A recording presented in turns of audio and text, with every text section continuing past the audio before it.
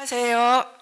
사회를 맡은 한국효문화센터 이사 이필숙입니다.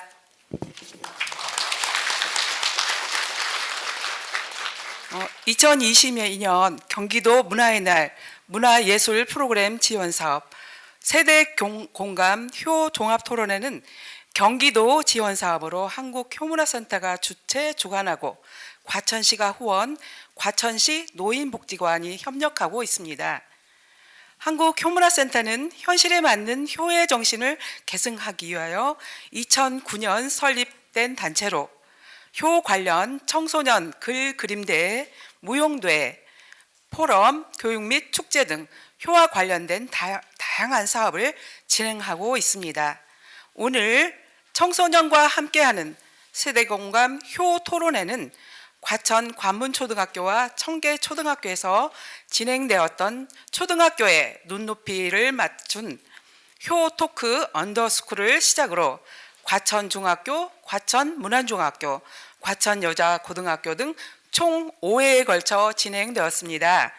오늘 최종으로 세대공감 효 종합토론회가 진행되는데요.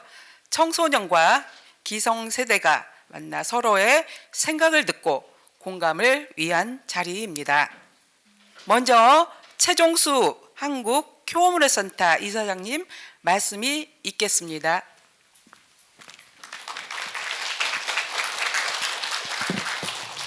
여러분 반갑습니다. 이렇게 많이 참석해 주셔서 감사 말씀을 드리고요.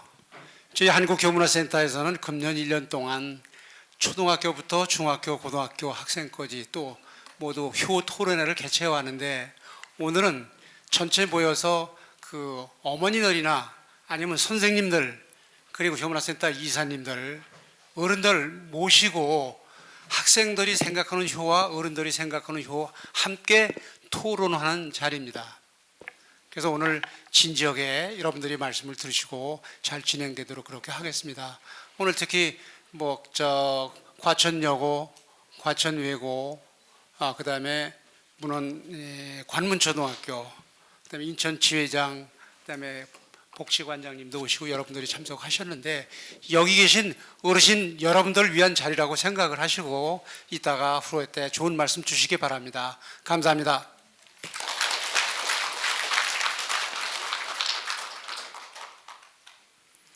자, 이번에는 그 내빈 소개가 있으시겠습니다. 최종수 회장님 다시 나오셔서 말씀해 주셔야 될 것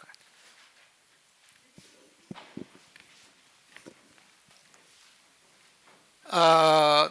내빈 소개는 그냥 여러분들이 다 내빈이신데 학생들을 지도하신 교장 선생님 몇 분들만 소개해 드리도록 하겠습니다. 과천외고 교장 선생님 인사드리겠습니다. 과천여고 교장 선생님,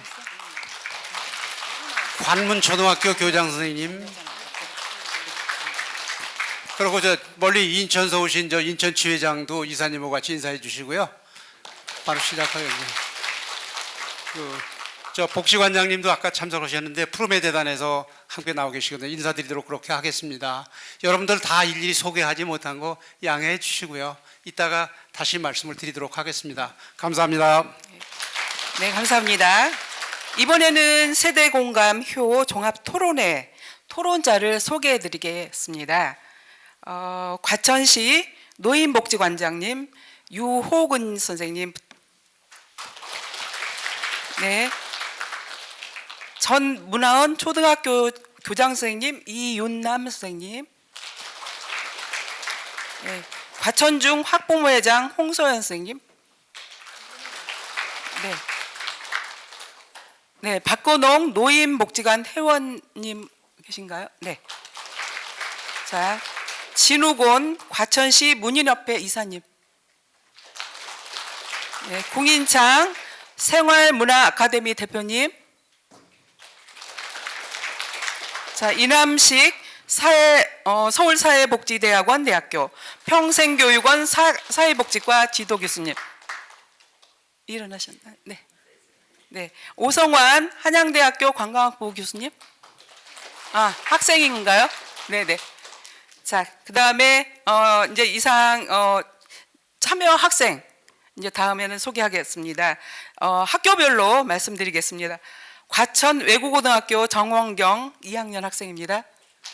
자, 그다음에 과천 여자고등학교 학생 개현진, 남유정, 최서정, 박하은, 박동민, 그다음에 고연아 전체 같이 일동으로 인사하겠습니다. 자, 이번에는 과천 문원중학교 3학년 이지연, 그다음에 김시은, 유영재, 김민석, 서희, 신지원, 안태영, 안수민 일동 인사하겠습니다. 자, 이번에는 과천 중학교입니다. 임정연, 정민서, 황채정, 한지훈, 권시은, 정유민, 정민규, 홍승원, 안지민 일동 인사하겠습니다. 자, 이번에는 오늘 좌장이신 광지원 변호사님 인사. 네. 광지원 변호사님께서는 청소년 효 프로그램을 10년째 이끌어 오시고 계시는데요. 따스하시고 공동체의 사랑과 정의를 추구해 오시는 사회운동가이십니다. 강 변호사님 이번 오늘 토론회 하시는데 잘 부탁드리겠습니다. 자, 변호사님 토론자를 위한 안내 시작하시겠습니다. 네, 오늘 사회 보시느라고 수고하셨습니다. 감사합니다. 네, 오늘 참가해준 우리 학생 여러분 그리고 우리 기성세대 여러분들께 진심으로 감사의 말씀을 드립니다. 이제 지금 바로 시작하면 되겠죠? 네, 잠깐 저 학생들한테 당부 말씀드리겠습니다. 토론자, 네. 저기 모든 발표자와 토론자는 2분의 시간이 주어지는 굉장히 짧은데요. 시간 잘 지켜주시기 바랍니다. 그리고 발언할 때는 마스크를 벗고 얘기하도록 그렇게 하겠습니다. 네, 여러분 반갑습니다. 근데 우리 오늘 세대 공감효 토론회를 시작을 하겠는데 이게 그냥 토론회가 아닙니다. 그냥 효 토론회가 아니고요. 세대 공감 효 토론회다. 이런 점에 주목해 주시기 바랍니다. 왜냐할 것 같으면 오늘 이 자리도 보시다시피 기성세대 우리 어른들도 여러분 나오셨고 그리고 우리 학생들, 중학생, 고등학생들이 많이 나와 있습니다. 우리 서로 대화를 좀 해봐야 돼요. 그렇죠? 그러니까 이 효라고 하는 것은 부모님들에게 아래 밑에서 효도를 하는 거다라고만 생각하기 쉬운데 사실은 그 부모님은 또 그 위에 또 부모님이 계세요. 그리고 여러분 이런 얘기 들어보셨는지 모르겠습니다만은 부자자효라는 말이 있습니다. 부모는 자유롭다 할 때 자자예요. 부모는 자유롭고 자녀는 효도를 한다는 거예요. 그러니까 이 효라고 하는 것이 쌍방향적인 그런 우리 사랑의 문화인 것이지 일방적으로 아이들에게 막 야단치고 뭐 이래라 저래라 이렇게 지시 명령만 하는 그런 효가 아닌 거죠, 그죠? 그러니까 우리가 이런 것을 잘 주목하기 위해서는 대화를 좀 해야 됩니다. 부모님과 대화를 좀 해야 되고요. 또 기성세대와 대화를 해보고 또 어른들도 우리 자녀들과 대화를 좀 하려고 하고 이런 노력들이 필요합니다. 오늘이 그런 좋은 기회가 되기를 바랍니다. 저는 중고등학교 다닐 때 이런 기회에 한번 나가본 적이 없습니다. 이런 기회 자체도 없었습니다. 그래서 아직까지 효자가 되지 못했는지 모르겠습니다. 근데 여러분이 다만 오늘 이 2시간 동안 집중적으로 어른들과 또 우리 자녀들, 학생들과 청소년들과 이런 토론을 해 보심으로써 과연 세대 공감효라는 건 뭐다 이런 것들을 각자가 깨닫고 발전시킬 수 있는 그런 계기가 되기를 바랍니다. 여러분 우리 학생들에게 이야기를 하는데 여러분이 오늘 나는 찬성합니다 반대합니다 이런 의견을 말할 수가 있습니다. 그런데 여러분의 지금 말한 생각이 평생 간다는 보장도 없습니다. 여러분이 나중에 10년 후에 생각해 보면 그때 생각이 틀려서 내가 바꿔야 되겠어라고 생각할 수도 있고요. 여러분이 이런 토론의 과정을 통해서 여러분의 생각이 점점 더 성숙해가고 발전해가는 과정이다 이렇게 이해하면 어떻겠습니까? 그게 낫겠죠, 그죠? 그렇게 해야지 이게 무슨 정답을 가지고서 서로 토론하는 그런 것은 아니다. 그러니까 여러분이 나는 이런 생각을 하는데 앞으로 더 연구해 보겠다라는 이런 자세로 함께 해주기를 기대를 하겠습니다. 자, 그러면 오늘 토론 주제가 전부 4가지입니다. 4가지 주제에 관해서 찬성, 반대 이런 말씀들을 해 주실 텐데 이거 시간이 굉장히 촉박합니다. 주제가 이게 4가지씩이나 되는데 2시간 안에 다 소화하기가 어렵기 때문에 여러분들에게 부탁드리기는 짤막짤막하게 자신의 소신을 강력하게 피력할 수 있는 그런 좀 지혜를 좀 발휘해 주셨으면 하는 부탁의 말씀을 드립니다. 자, 시간이 없어서 바로 들어가겠습니다. 오늘 첫 번째 주제는 이런 겁니다. 치매 부모님을 요양원에 모시는 현 시대의 흐름이 적정하다고 생각하는 사태에 대해서 어떻게 생각하십니까? 이런 겁니다. 그래서 찬성하시는 분도 있고 반대하시는 분도 있을 겁니다. 먼저 토론에 참가해 주실 분은 바로 이곳 과천시 노인복지원의 관장을 맡고 계신 유호근 선생님께서 의견을 말씀을 해 주시겠습니다. 박수로 환영해 주시기 바랍니다. 네, 네. 방금 소개받은 과천시 노인복지관 유호근 관장입니다. 저는 무엇보다도 오늘 이 자리에 제가 과천중 출신이라 과천중학교 후배들과 한 자리에서 이 얘기를 할 수 있다는 게 굉장히 또 큰 의미가 있는 것 같습니다. 네, 오늘 요양원이 주제인데요. 사실 요양원은 아시는 것처럼 인구 고령화에 따른 가족의 형태 변화 그리고 그에 따른 다양한 시대적 어떤 그 상황들이 반영된 하나의 어떤 그 기관이 되겠죠. 이제 요양원 얘기를 하게 되면 저희가 얘기를 안 할 수 없는 것이 바로 인구 초고령 사회 문제입니다. 국제적으로는 이제 이런 상황에서 계속 강조되는 것이 에이징 인 플레이스라고 내가 살던 곳에서 계속 나이 들으면서 살아가는 것이 국제적인 현재 그 흐름이고요. 넓게 보자면 여기서 말하는 것은 단순한 집일 수도 있지만 살아가고 싶은 그곳이 바로 과천시 같은 지역사회이기도 합니다. 그래서 요양원 같은 시설은 최후의 수단으로 지금 그 여기고 있는 거고요. 한국 같은 경우는 2025년에 인구가 20% 이상 노인 인구가 초고령 사회에 접어들고요. 2050년이 되면 전체 우리나라 인구의 절반이 그 가구를 구성하는 비율이 독거 어르신이나 부부 노인 형태로 바뀝니다. 인구의 절반이 2050년이면 이런 상황에서 노인 요양시설은 계속해서 지금 늘고 있는 추세죠. 그런데 이제 노인 실태 조사를 해보면 노인 요양시설에 입소하고 싶어 하시는 분들은 한 30%, 70%는 계속해서 거주 지역에서 살고 싶어 하십니다. 이와 같은 맥락에서 우리 임정현 학생이나 김남희 학생의 의견처럼 사회적으로는 가정 내에서 부양할 수 있는 다양한 지원과 돌봄 정책, 지역사회 내 복지 서비스가 계속 확대돼야 되고요. 즉 가족 부양을 충분히 할 수 있는 국가적인 환경을 만들어줘야 되고 이와 함께 노인 요양시설이 사업 수단으로만 운영된다든지 혐오시설이라든지 이런 것들에 대한 잘못된 인식 개선도 국가적으로 필요합니다. 저는 결론을 짓자면 신간관계상 요양원 같은 시설은 위에서 언급했듯이 최후의 수단으로 여겨야 됩니다. 오늘 주제 내용이 적정한가라는 표현을 쓰다 보니까 이게 옳고 그름의 잣대로 가는 것보다는 그냥 현 시대에는 필요한 시설이다.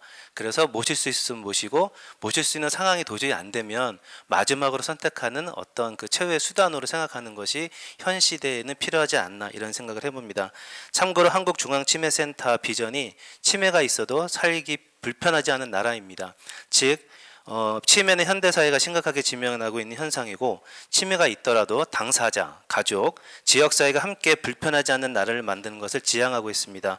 오늘 토론에서 이야기된 다양한 의견들이 치매가 있어도 살기 불편하지 않은 나라를 만드는 데 밑거름이 되었으면 하면서 토론을 마치도록 하겠습니다. 네, 감사합니다. 박수 보내주세요. 네.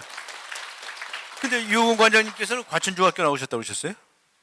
네, 과천중 과천고 출신입니다. 네. 네. 그럼 이제 과천중학교 학생들의 의견을 들어보겠습니다. 찬성하는 학생도 있고 반대하는 학생도 있는데 과천중학교 1학년인 한지훈 학생. 네, 마이크 잡아주세요.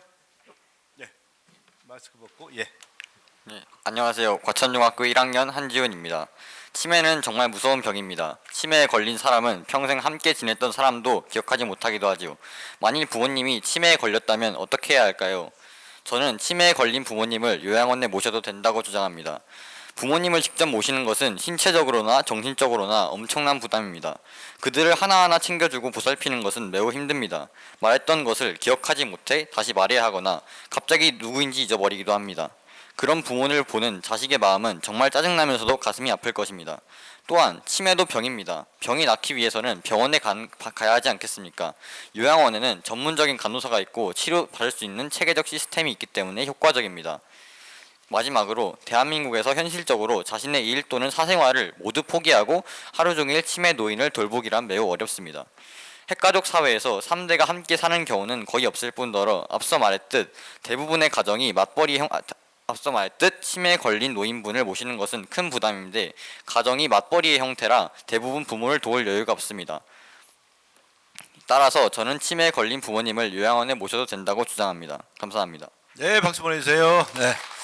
자, 또 한 명의 이제 과천중학교 1학년 학생 어떤 의견을 가지고 있을까요? 반대 의견인데요. 홍수원 군. 네. 안녕하세요. 치매 부모님을 잘 안 들리네. 다시 한번 해주세요. 예. 안녕하세요. 치매 네. 부모님을 요양원에 모시는 현 시대의 흐름을 적정하다는 사태에 대해 반대측 입장을 발표할 홍승원입니다.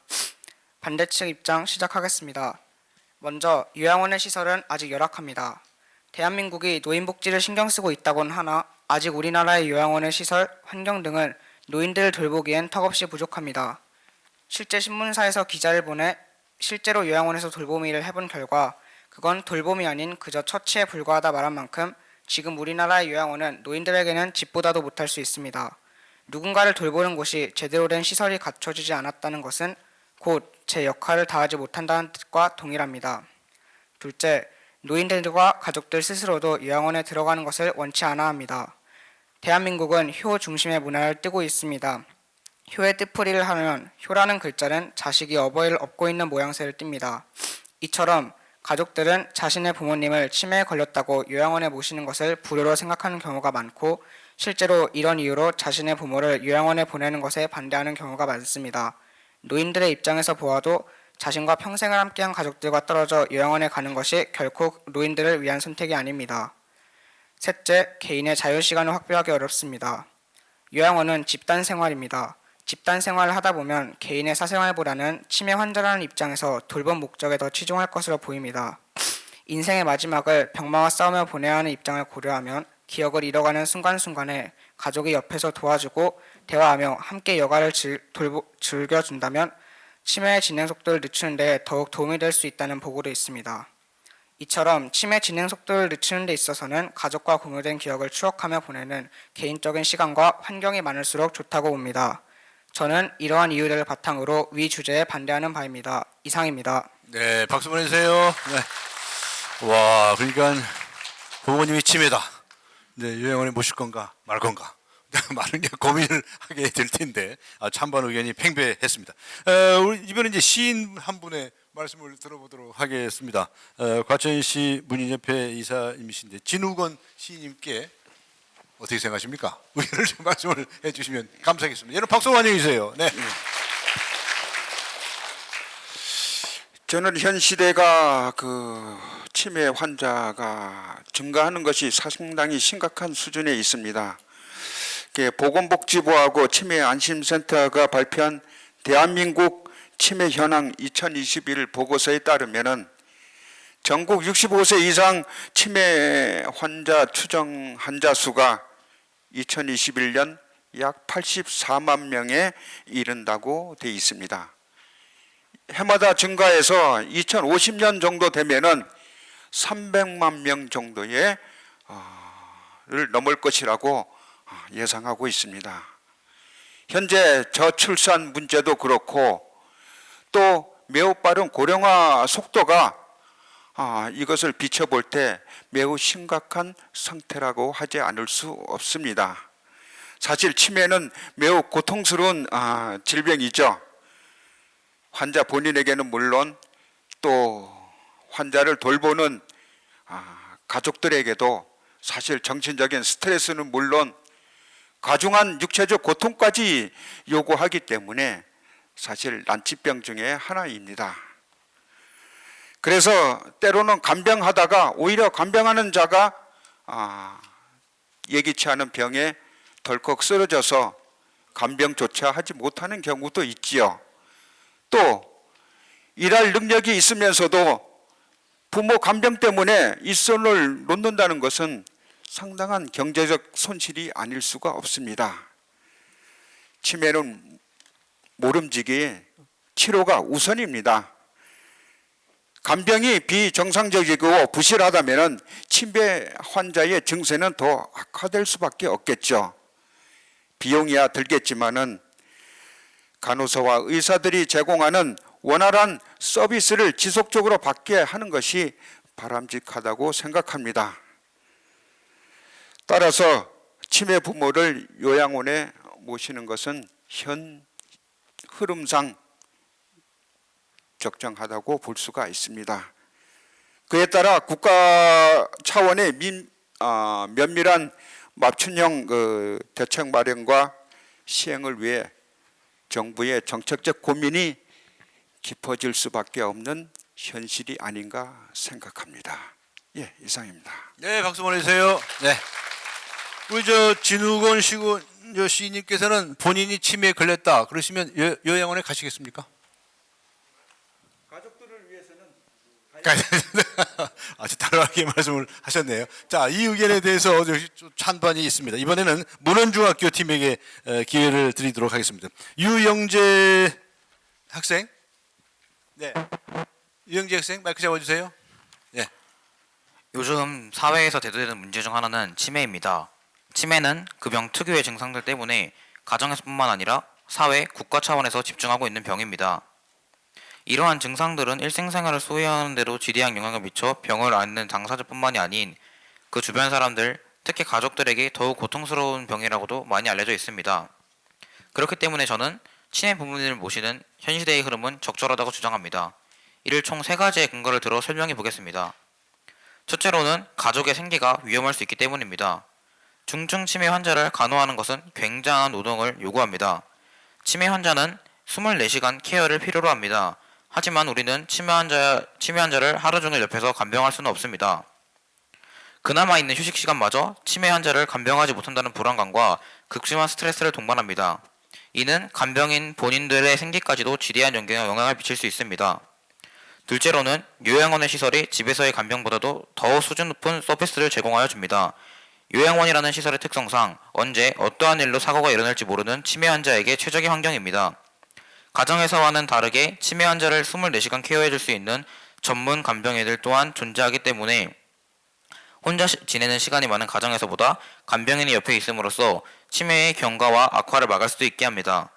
또한 국가 지원과 요양원의 발전 등으로 비용적인 측면에서도 점점 발전이 이루어지기 때문에 금전적으로도 도움이 될 수 있습니다. 마지막으로는 오히려 부모님에게도 부담이 될 수 있습니다. 요새는 오히려 치매 환자 측에서 먼저 이야기를 껴내는 경우가 많습니다. 환자 본인들이 짐이 될까봐 부담스러워하는 점과 가정에 있으면서 본인들이 느끼는 불평함 때문에 요청하는 경우도 많습니다. 이 상황에서는 오히려 가정에서 모시자고 우기는 상황보다는 요양원으로 모셔드려 치매의 악화를 막고 경과를 세세히 살피며 회복을 도모하는 방법이 양쪽 모두에게 도움이 되는 방법이라고 볼 수 있습니다. 위와 같은 이유 때문에 치매 환자이신 부모님을 요양원에 모셔야 한다고 주장합니다. 그렇다고 만나지 않는 것이 아닌 주기적으로 자주자주 만나 우울감을 줄여드리고 소속감을 느끼게 하는 것이 중요하다고 생각합니다. 감사합니다. 네, 박수 보내주세요. 예. 전혀 안 뵙는 게 아니고 주기적으로 찾아가서 인사도 드리고 하는데 그래도 일단 요양원에 보내는 것이 낫다라고 하는 이제 찬성 의견이었고요. 반대 의견도 있습니다. 서희 학생, 네, 마이크 잡아주세요. 저는 치매 부모님을 요양원에 모시는 현 시대의 흐름이 적절하지 않다고 주장하고 있습니다. 먼저 효라는 것은 부모에 대한 존경을 바탕으로 한 자녀의 행위라고 정의됩니다. 모든 효는 행하는 것, 행동이 먼저입니다. 옛 조상님들처럼 부모님을 직접 부양해야 비로소 효도했다고 할 수 있는 것입니다. 그리고 요양원에 생활하면서 부모님들은 외로움이나 우울감 등 심리적으로 안정되지 못한 상태에 빠지시게 됩니다.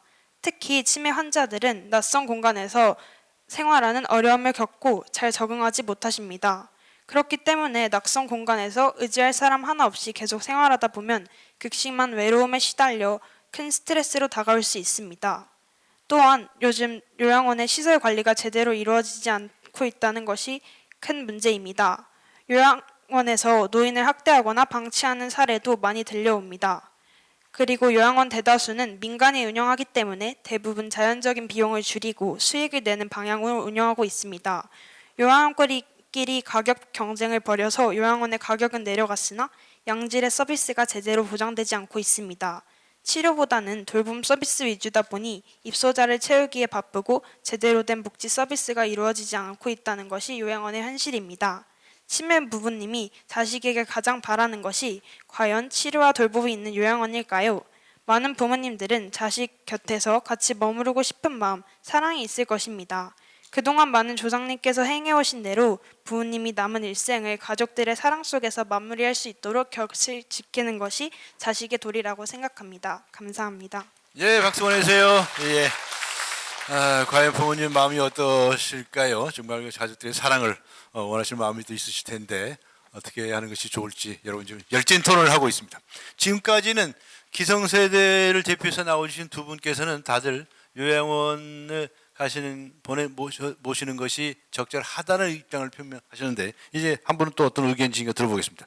구인창 선생님, 생활문화 아카데미의 대표이십니다. 여러분 박수로 환영해 주시기 바랍니다. 네, 반갑습니다. 예, 오늘 어르신께서 이렇게 많이 오셔서 저는 굉장히 놀랐습니다. 그리고 고맙습니다. 제가 발표한 논문은 그 학생들 갖고 있는 자료집에 31페이지부터 38페이지를 제가 썼고요. 저는 요양원보다 요양병원에 대해서 썼습니다. 그 요양원은 치료기관이 아닙니다. 거기는 보호소고요. 그 요양병원은 치료기관이고 재활기관입니다. 일본 같은 경우에는 대부분 치매 환자분들이 3개월, 2개월 치료받고 재활해서 집으로 돌아가십니다. 집에서 치료를 받습니다. 제가 그 매진말로 쓴 그 37페이지에 있는 걸 잠시 읽어드리겠습니다.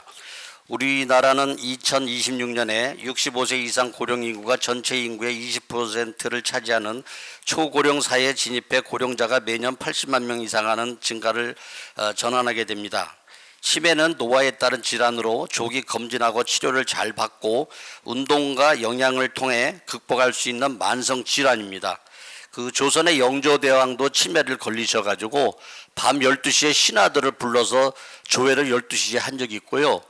그 영국의 처칠이라든지 루즈벨트 대통령, 철회인 대처 총리 같은 경우에도 치매를 걸리셨어요.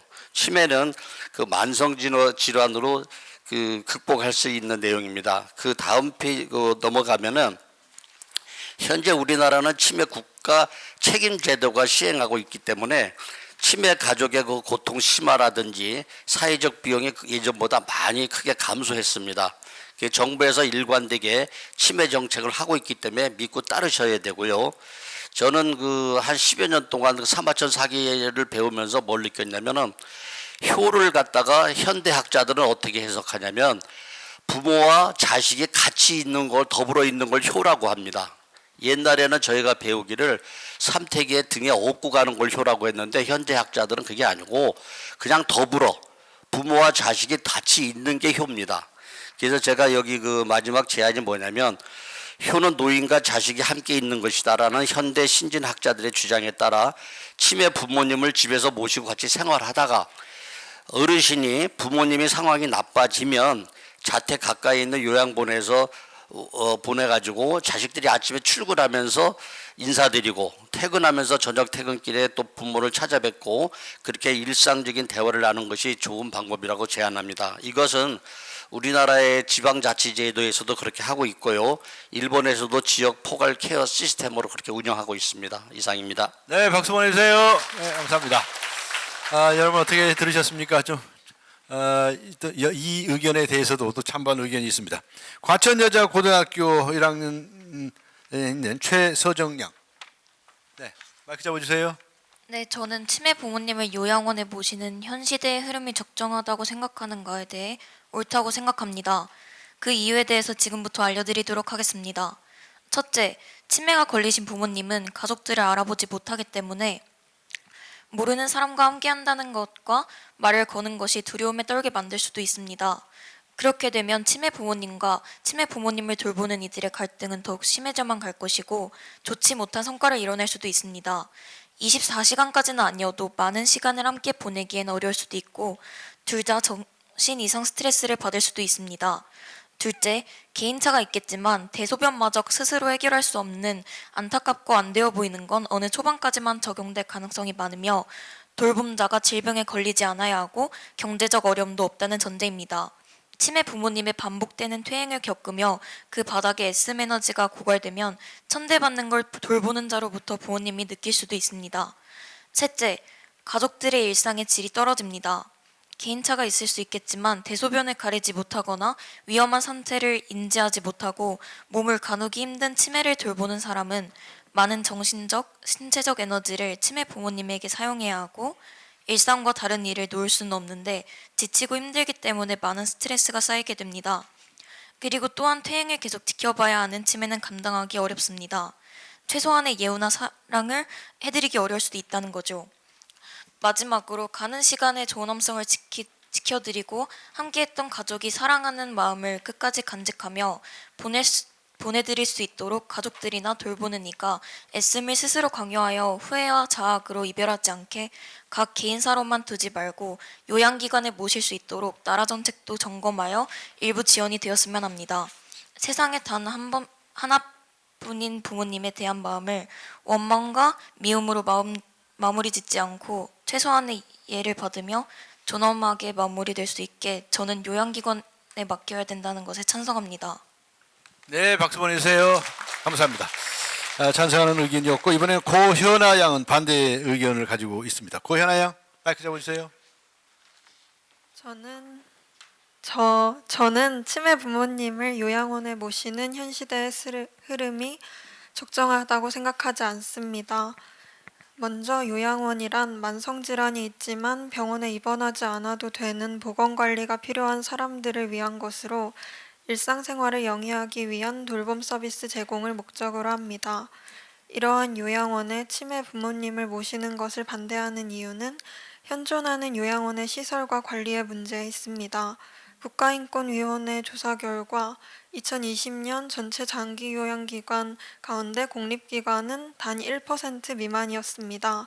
이처럼 요양원은 대다수가 민간이 운영하므로 수익을 목적으로 운영되는 경우가 많고 그로 인해 단순 입소자 채우기에 급급한 경우가 많습니다. 2008년에 시작된 노인 장기요양보험제도에 따라 입소 환자 2.5명당 1명의 요양보호사가 배치되어야 하는 현 규정을 지키는 요양원은 거의 없습니다. 2021년 울산 요양보호사들의 인터뷰에 의하면 하루 8시간 근무해도 월급은 최저임금 수준을 벗어나지 못하며 1인당 18명의 노인을 맡아 돌본다고 했습니다.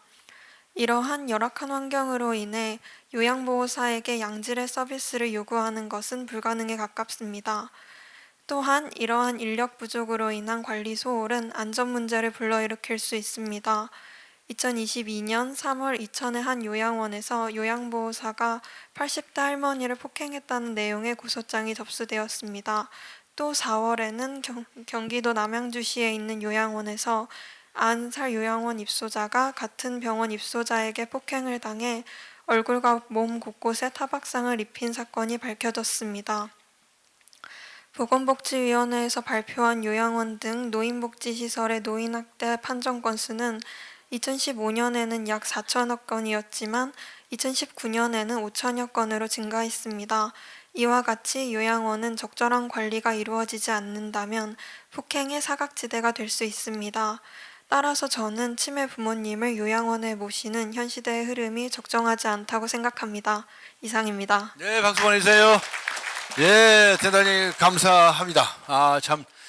찬반이 아주 팽배하네요. 근데 공인창 선생님, 그러니까 요양병원이라고 한다면 이제 부모님을 모시는 것에 대해서는 별 이의가 없다는 말씀이시죠? 예, 우리나라 그 논산에 있는 그 대정병원 같은 경우에는요. 그 전라도 광주에 있는 그 여자 의사가 한 10년간 그 봉사활동하다가 우리가 돈을 모아서 병원 한번 짓자래서 1365명이 벽돌 내고 돈 내고 땅 내고 해서 병원을 지었어요. 근데 거기는 욕창 환자가 전혀 없습니다.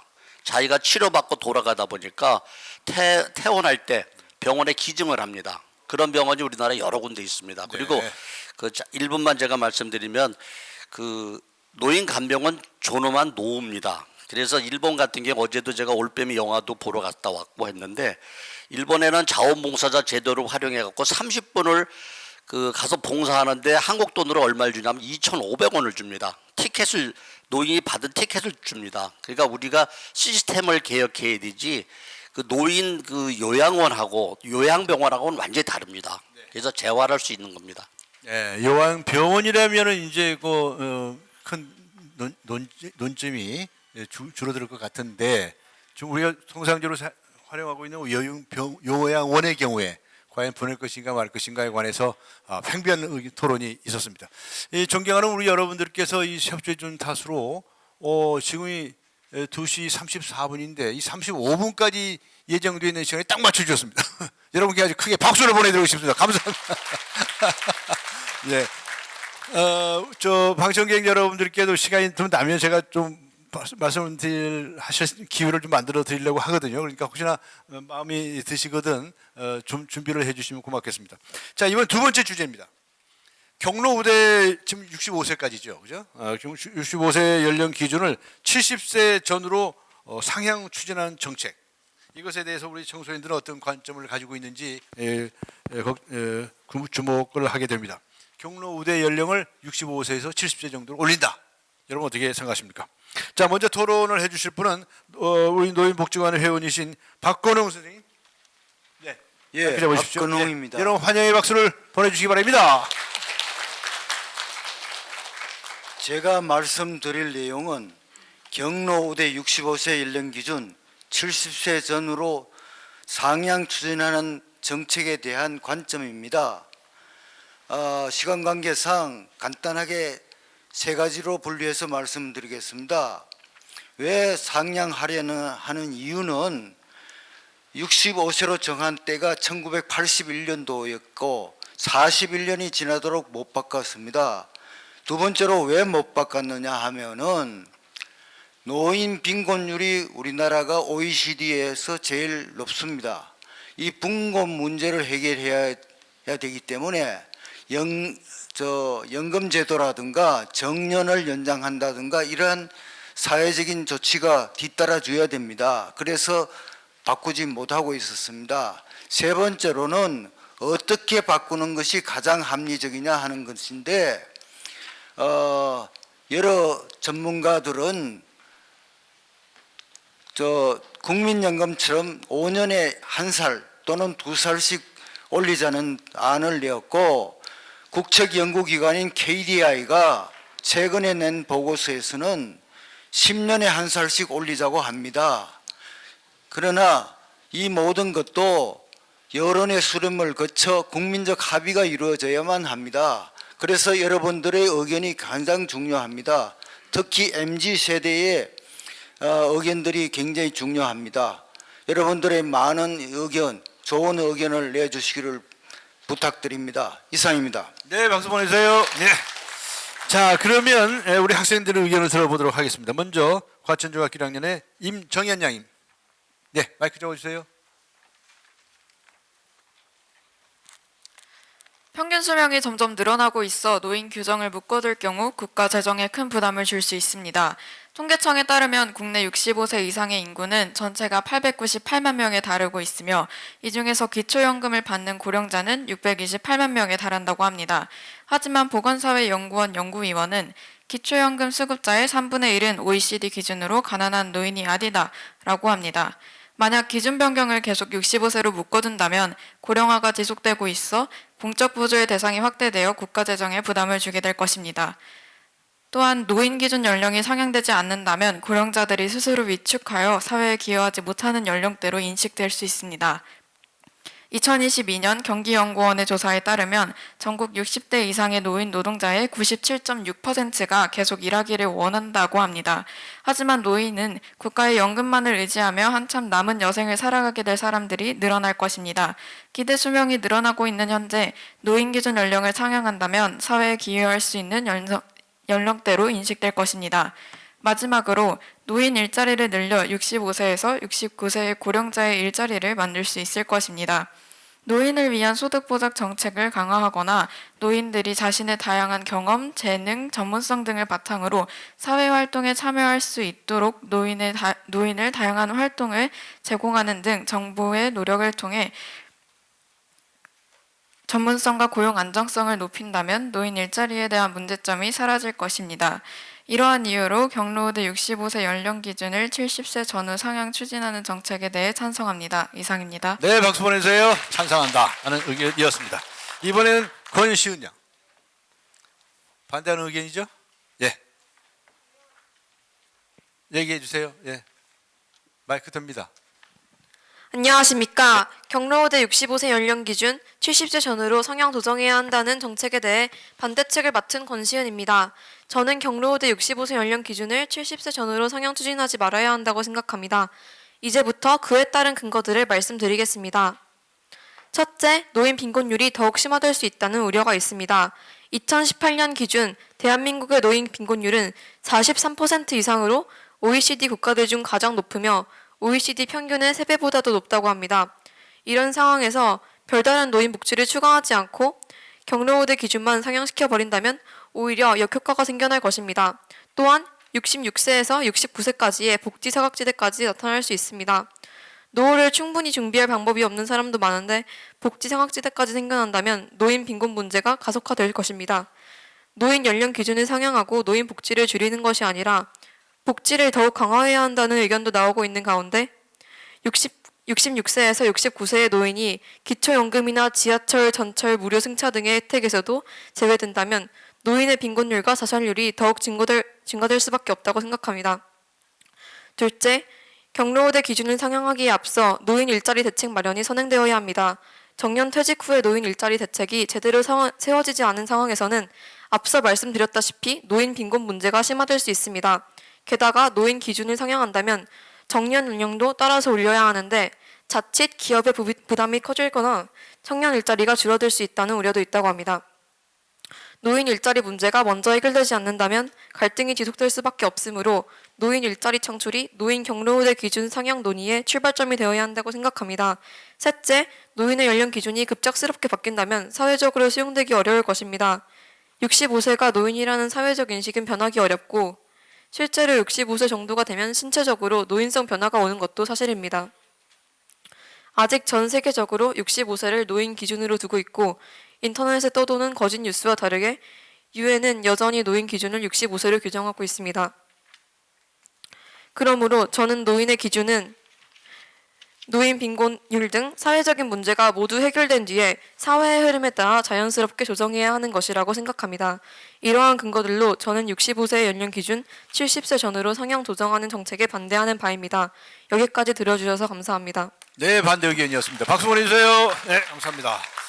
네, 이번에는 이제 또 기성세대 의견 또 한번 들어보도록 하겠습니다. 초등학교 교장 선생님을 지내셨죠? 이윤남 선생님. 네, 마이크 잡아주십시오. 감사합니다. 안녕하십니까. 여러분 환영의 박수 보내주세요. 안녕하십니까. 이윤남입니다. 여러 지금 앞에서 말씀하신 학생이나 어르신들이 발제자들이 저와 비슷한 생각을 가지고 있는 분이 많아서 저는 70세 이상 상향 조정해야 된다고 생각하고 있습니다. 그러기 전에 여기 학생들도 여러 명 있고 그래서 시조 2편만 낭송해 보겠습니다. 이고진 저 늙은이 짐벗어 나를 주오. 나는 젊었거니 돌이라도 무거울까. 늙기도 서러워라거든. 짐을 조차 지실까. 송강정철님의 시조입니다. 반중 조홍감이 고와도 보이나다. 유자 아니지만 품엄직도 하다마는 부모가 방길이 없을세. 그로 서러워하나이다.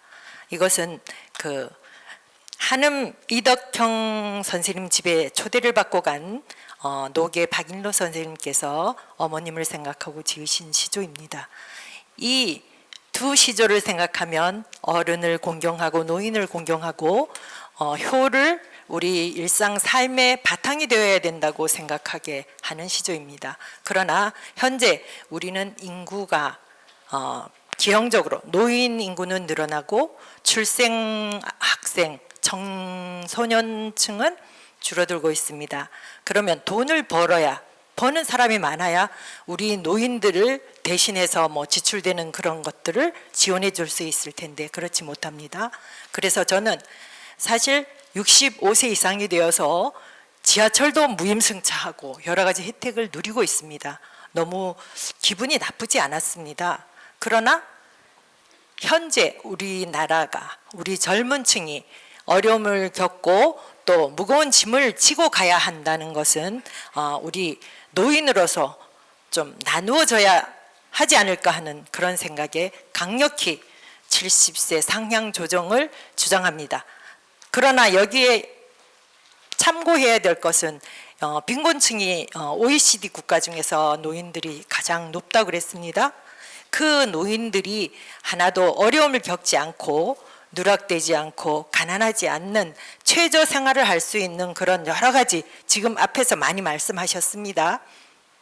그런 것들을 배려하고 논의하고 그런 가운데 이것은 국가나 중앙정부와 지자체 또 여러 사람들이 의논해서 협의해서 정리해서 법을 만들어야 된다고 저는 생각합니다.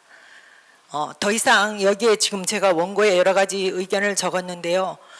참고하시고 이상 마치겠습니다. 네, 박수 보내주시기 바랍니다. 네. 정년 퇴직을 하신 어르신인데도 불구하고 70대로 올리는 걸 찬성하시네요. 네. 네, 의외죠. 예, 지금 방청석에 앉아 계신 여러 노인분들께서는 어떤 생각을 가지고 계신지 나중에 한번 여쭤보도록 하겠습니다. 자, 지금 조금 전에 과천 시장님이 여기 오셨습니다. 우선 모시겠습니다. 예, 마이크 좀 준비해 주세요. 네. 예. 이렇게 죄송합니다. 늦었습니다. 우리 과천 관내 우리 학생 여러분들이 이렇게 참여하는 정말 뜻깊은 행사인 것 같습니다. 우리 이렇게 과천에 행사가 있을 때마다 우리 강지원 변호사님께서 늘 관심 갖고 참여해 주셔서 너무 감사드리고요. 고맙습니다. 그리고 보니까 교장 선생님, 우리 이윤남 교장 선생님 말씀하시는 거 그냥 끝자락만 이렇게 들었는데요. 아무쪼록 이렇게 세대 공감, 세대가 함께 공감할 수 있는 그런 토론회, 주제도 보니까 정말 뭐 자살에 대해서 몸에 신체 훼손하는 거, 부모로부터 받은 이 신체를 훼손하는 거에 대한 생각, 또 이렇게 노인 연령, 어르신 연령을 지금 65세에서 70세로 인상하는 거에 대한 이런 공감. 그래서요, 제가 이게 주제를 보면서 정말 그냥 지나칠 수도 있는 건데 정말 우리 세대가 함께 어떤 생각을 갖고 있는지 이렇게 한번 훨씬 탄회하게 청소년들하고 우리 어르신들하고 함께하는 이런 토론회가 오면서 정말 의미 있는 이런 모임이다 하는 생각을 하면서 왔습니다. 제가 여러 가지로 바빠서 끝까지 함께 같이 사실을 해야 되는 건데요. 그러지를 못하고 또 이렇게 인사말만 드리고 가는 상황이 되는데 모쪼록 오늘 날씨도 추운데 이렇게 또 우리 어르신 여러분들도 많이 참여를 해주셔서 또 감사하고, 특히나 우리 청소년 여러분들 너무 감사합니다. 이렇게 자발적으로 또 이렇게 옆에 친구가 가자고 해서 같이 오셨을 건데 너무 감사드리고요. 또 우리 교장 선생님들 너무 고맙습니다. 우리 강지원 변호사님 더욱 감사드리고요. 우리 센터장님들, 우리 과천이 이래서 더욱 행복하고 더욱 건강한 것 같습니다. 우리 최종수 우리 효문화센터 이사장님께서 매해 이런 사업도 하시고 또 전국의 학생들을 대상으로 효와 관련해서 사생대회, 뭐 글짓기 이런 거 여러 가지로 하셔서 너무 감사드리고요. 우리 모쪼록 이렇게 함께 모였으니까 좋은 얘기 많이 나누시고 또 어르신들께 효도하는, 어르신들을 섬기는 이런 마음들 함께 했으면 더 좋겠다 하는 말씀을 드리면서 이만 인사에 가름하겠습니다. 저기 변호사님, 저 폐가 아니면 저희 다 함께 구호 한번 외쳤으면 좋겠습니다. 예, 좋습니다. I am 과천. 와. 내가 과천이다. 과천 시민이다. 과천이라는 자긍심을 가질 수 있도록 제가 시작하면 아예 과천 이렇게 해주시면 참 좋을 것 같습니다. 네. 예, 그러면 제가 시작합니다. 그럼 우리 함께 해주시면 고맙겠습니다. 시작! 아예 과천! 예, 감사합니다. 네, 감사합니다. 여러분 박수 보내주세요. 감사합니다. 고맙습니다. 바쁘신 시간 중에도 이렇게 계속 진행을 하도록 하겠습니다. 앞에 이윤남 전 교장 선생님께서는 이제 치수제로 올리는 거 찬성한다라고 말씀하셨습니다. 네. 손해 보실 것 같은데. 근데 어쨌든 간에 이제 우리 학생들 의견을 들어보도록 하겠습니다. 문원중학교 학생들인데요. 먼저 안수민 학생 어디 있었죠? 마이크 잡아주세요. 안녕하십니까. 천성측 토론자 안수민입니다. 2022년 현재 우리나라의 노인 인구는 최고치를 매년 돌파하며 고령사회에 접어들었습니다. 노인의 비율이 계속 증가하자 일각에서는 현재 사용 중인 노인의 기준 연령을 상향해야 한다는 의견이 수면 위로 떠오르고 있습니다. 이에 대해 저는 찬성하는 바이며 그 이유를 3가지로 설명드리겠습니다. 첫째로 노인의 기준이 현 시대에 부합하지 않습니다. 21세기에 접어들며 우리나라 국민들의 생활이 개선되기 시작했습니다. 그중 평균 수명은 1980년에는 고작 66.1세였던 것에 반해 현재는 83.5세에 다다른 것을 확인할 수 있습니다. 그러나 그 과정에서 노인 연령 기준 상향은 단 한 차례도 없었습니다. 현재 노인 연령 기준인 65세는 1981년에 제정된 노인복지법을 따른 것인데 이 기준은 그동안 늘어난 평균 수명을 고려하지 않았다고 생각됩니다. 둘째로 국가적 재정 부담이 크게 줄어듭니다. 현재 노인복지에 쓰이는 예산은 대략 생산 가능 인구 4명이 노인 1명을 부양하는 것과 비슷한 수준입니다. 하지만 여기서 50년 후에는 생산 가능 인구 1명이 노인 1명을 부양해야 할 수준에 다다르게 됩니다. 그러나 여기서 기준을 상향시킨다면 노인 부양률이 대략 36% 정도 낮아지게 됩니다.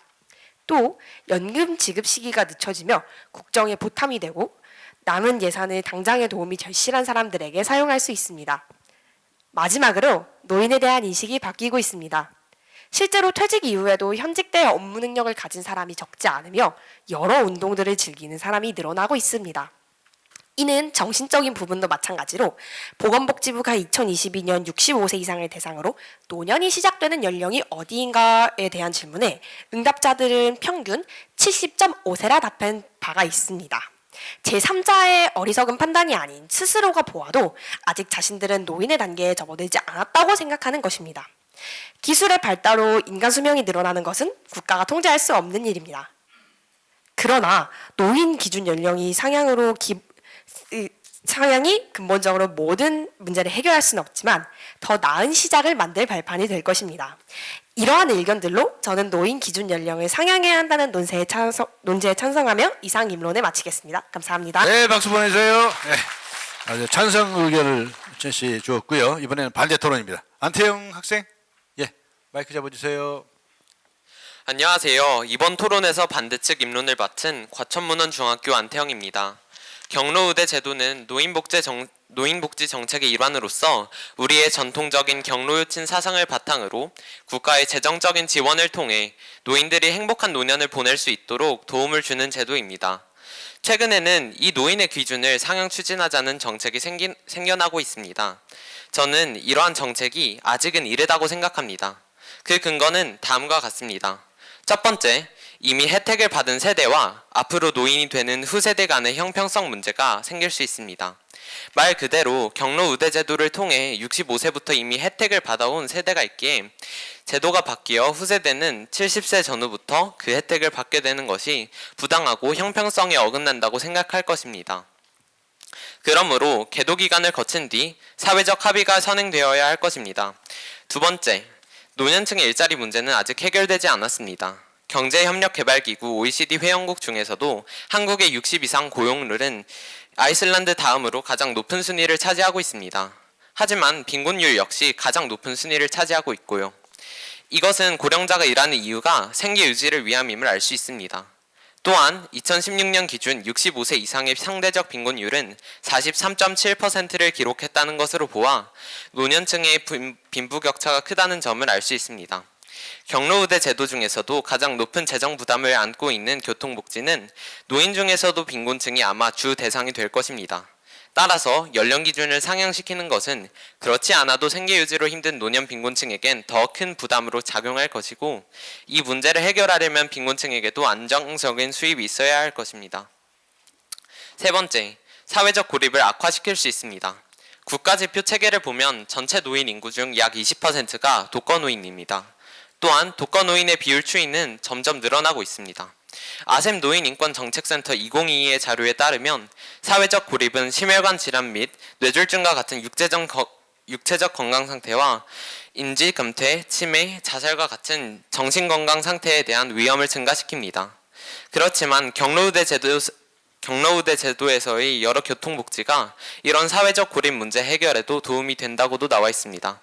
따라서 이런 경로우대 제도의 제도 시행 범위를 줄인다면 그만큼 사회적 고립 문제의 악화로 이어질 것입니다. 요즘 사회 구조상 노인 부양 부담은 날이 갈수록 더 커지고 있음은 사실입니다. 그렇기에 언젠가는 경로우대 제도의 연령 기준이 상향 추진될 수도 있지만 지금 당장 연령 기준을 무리하게 상향 추진하는 것은 여러 사회적 문제를 일으킬 수 있습니다. 따라서 경로우대 제도 65세 연령 기준 70세 전후로 상향 추진하는 정책에 대해 반대합니다. 감사합니다. 네, 박수 보내주세요. 네, 감사합니다. 65세 그대로 가자 이런 입장이었습니다. 다음에 토론해 주실 분은 이나은식 선생님 어떻게 발언 좀 해주시겠습니까? 예, 그럼 자료 이나은 선생님 의견은 자료로 대신할까요? 예, 자료로 대신 보도록 하고요. 역시 70세로 옮기는 것을 찬성하는 쪽의 학생 토론입니다. 개현진 학생, 네 마이크 잡아주세요. 저는 경로우대 70세로 바꾸는 게 낫다고 생각합니다. 왜냐하면 요즘 노인 인구가 너무 많아 65세 이상의 분들이 나라에서 돈을 받으면 나라 돈이 점점 줄어들고 기사를 보면 65세 분들보다 70세 분들이 더 많습니다. 보건복지부에 발표한 2014년 노인 실태 조사의 보고서에 따르면 노인 연령 기준에 대해 70세 이상이라고 말했습니다. 또한 고령화의 저출산으로 인해 인구구조 불균형이 가속화되면서 앞으로 현재 20대와 그 이하의 연령대는 엄청난 재정적 부담을 짊어지게 됩니다. 만일 고령자들이 자신들의 노후를 위해 복지와 연금, 은퇴 연령의 현행 그대로 유지해야 한다고 주장하면 지금의 어린이와 청소년들에게 훗날 엄청난 비용 부담을 전가한다는 걸 의미합니다. 마지막으로 평균 기대 수명과 건강 수명이 빠르게 올라가면서 고령 인구의 건강 상태가 크게 좋아졌고 사회생활 및 업무의 생산성도 향상되고 있어 과거의 65세 기준은 현실적으로 전혀 맞지 않기 때문입니다. 특정 연령을 넘었다고 노인이라 분류하는 것은 의학적 불가능합니다. 과거와 달리 60대에서 80대 인구 중 상당수는 사회에서 더 이상 뒤안길을 사라져 가야 한다는 연령대가 아닙니다. 따라서 65세 분들은 노인이라고 하기에는 낮은 연령 기준이라고 봅니다. 저는 경로우대 65세 연령 기준을 70세 전후로 상향 추진해야 한다고 생각합니다. 감사합니다. 네, 박수 보내주세요. 예. 우리 참가자분들께서 너무나 협조를 잘 주셔서 시간 진행에 큰 차이가 없습니다. 여기서 잠시 분위기도 좀 바꿔볼 겸 해서 우리 저 방청석에 많은 어르신들이 좀 와 계시는데 의견 좀 한번 여쭤볼게요. 70세로 올리는 거 찬성하십니까? 반대하십니까? 네? 찬성 손 들어보세요. 많으시네요. 많으세요? 네. 그러면 반대하시는 분이요? 한 분도 안 계시네요? 정말이세요? 이제 전철 내실 때 돈 다 내셔야 돼, 이제. 70세까지 다 내셔야 돼. 그래요? 와, 대한민국 어르신들 정말 놀랍죠? 어르신들께서 저렇게 반응을 보실 줄 몰랐죠? 깜짝 놀랐습니다.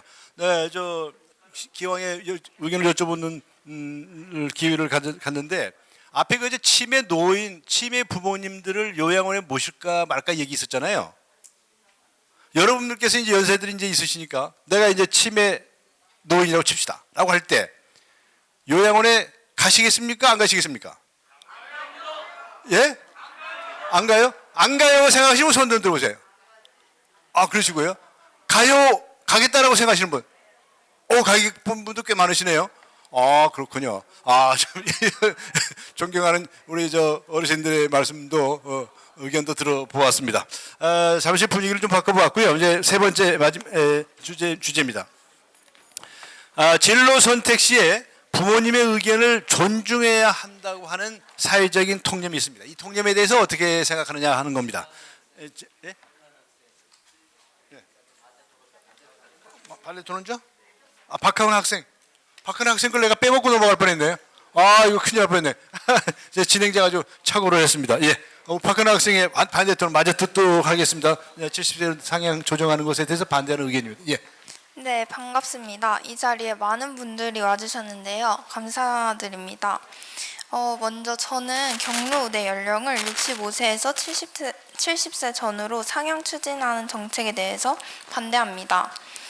경로우대 제도는 노인들의 부족한 복지에 기여하는 제도입니다. 한국의 65세 이상 노인 빈곤율은 OECD 2018년 발표에 따르면 45.7%로 1위를 차지했습니다. 이는 평균 12.9%의 3배를 넘는 수치입니다. 국민연금공단에서 발표한 2019년 최소 노후 생활비는 한 달에 약 110만 원이고 적정 노후 생활비는 개인 수준으로 한 달에 약 160만 원입니다.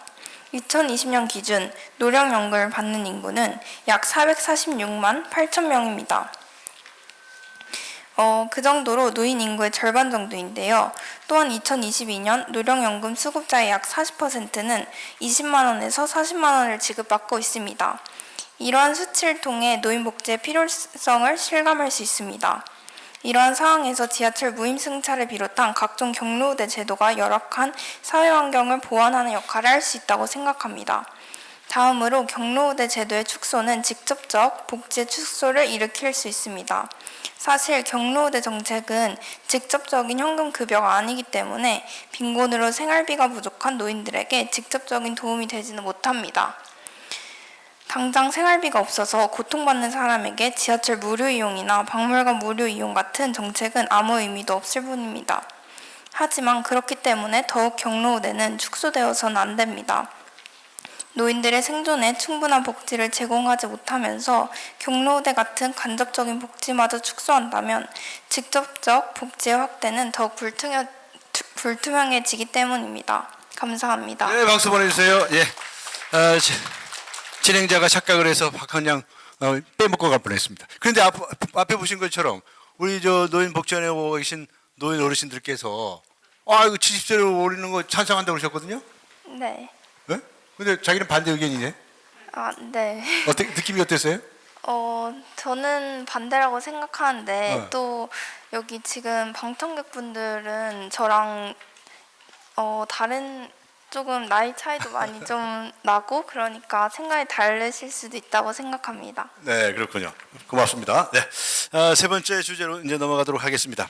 앞에 말씀드린 것처럼 진로 선택을 할 때 부모님의 의견을 존중해야 한다라고는 사회적 통념이 있는데 이것에 대해서 어떻게 생각하느냐 하는 문제입니다.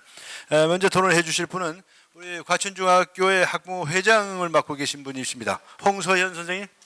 네, 마이크 잡아주세요. 예. 네, 안녕하십니까. 과천중학교 학부모회장 홍소연입니다.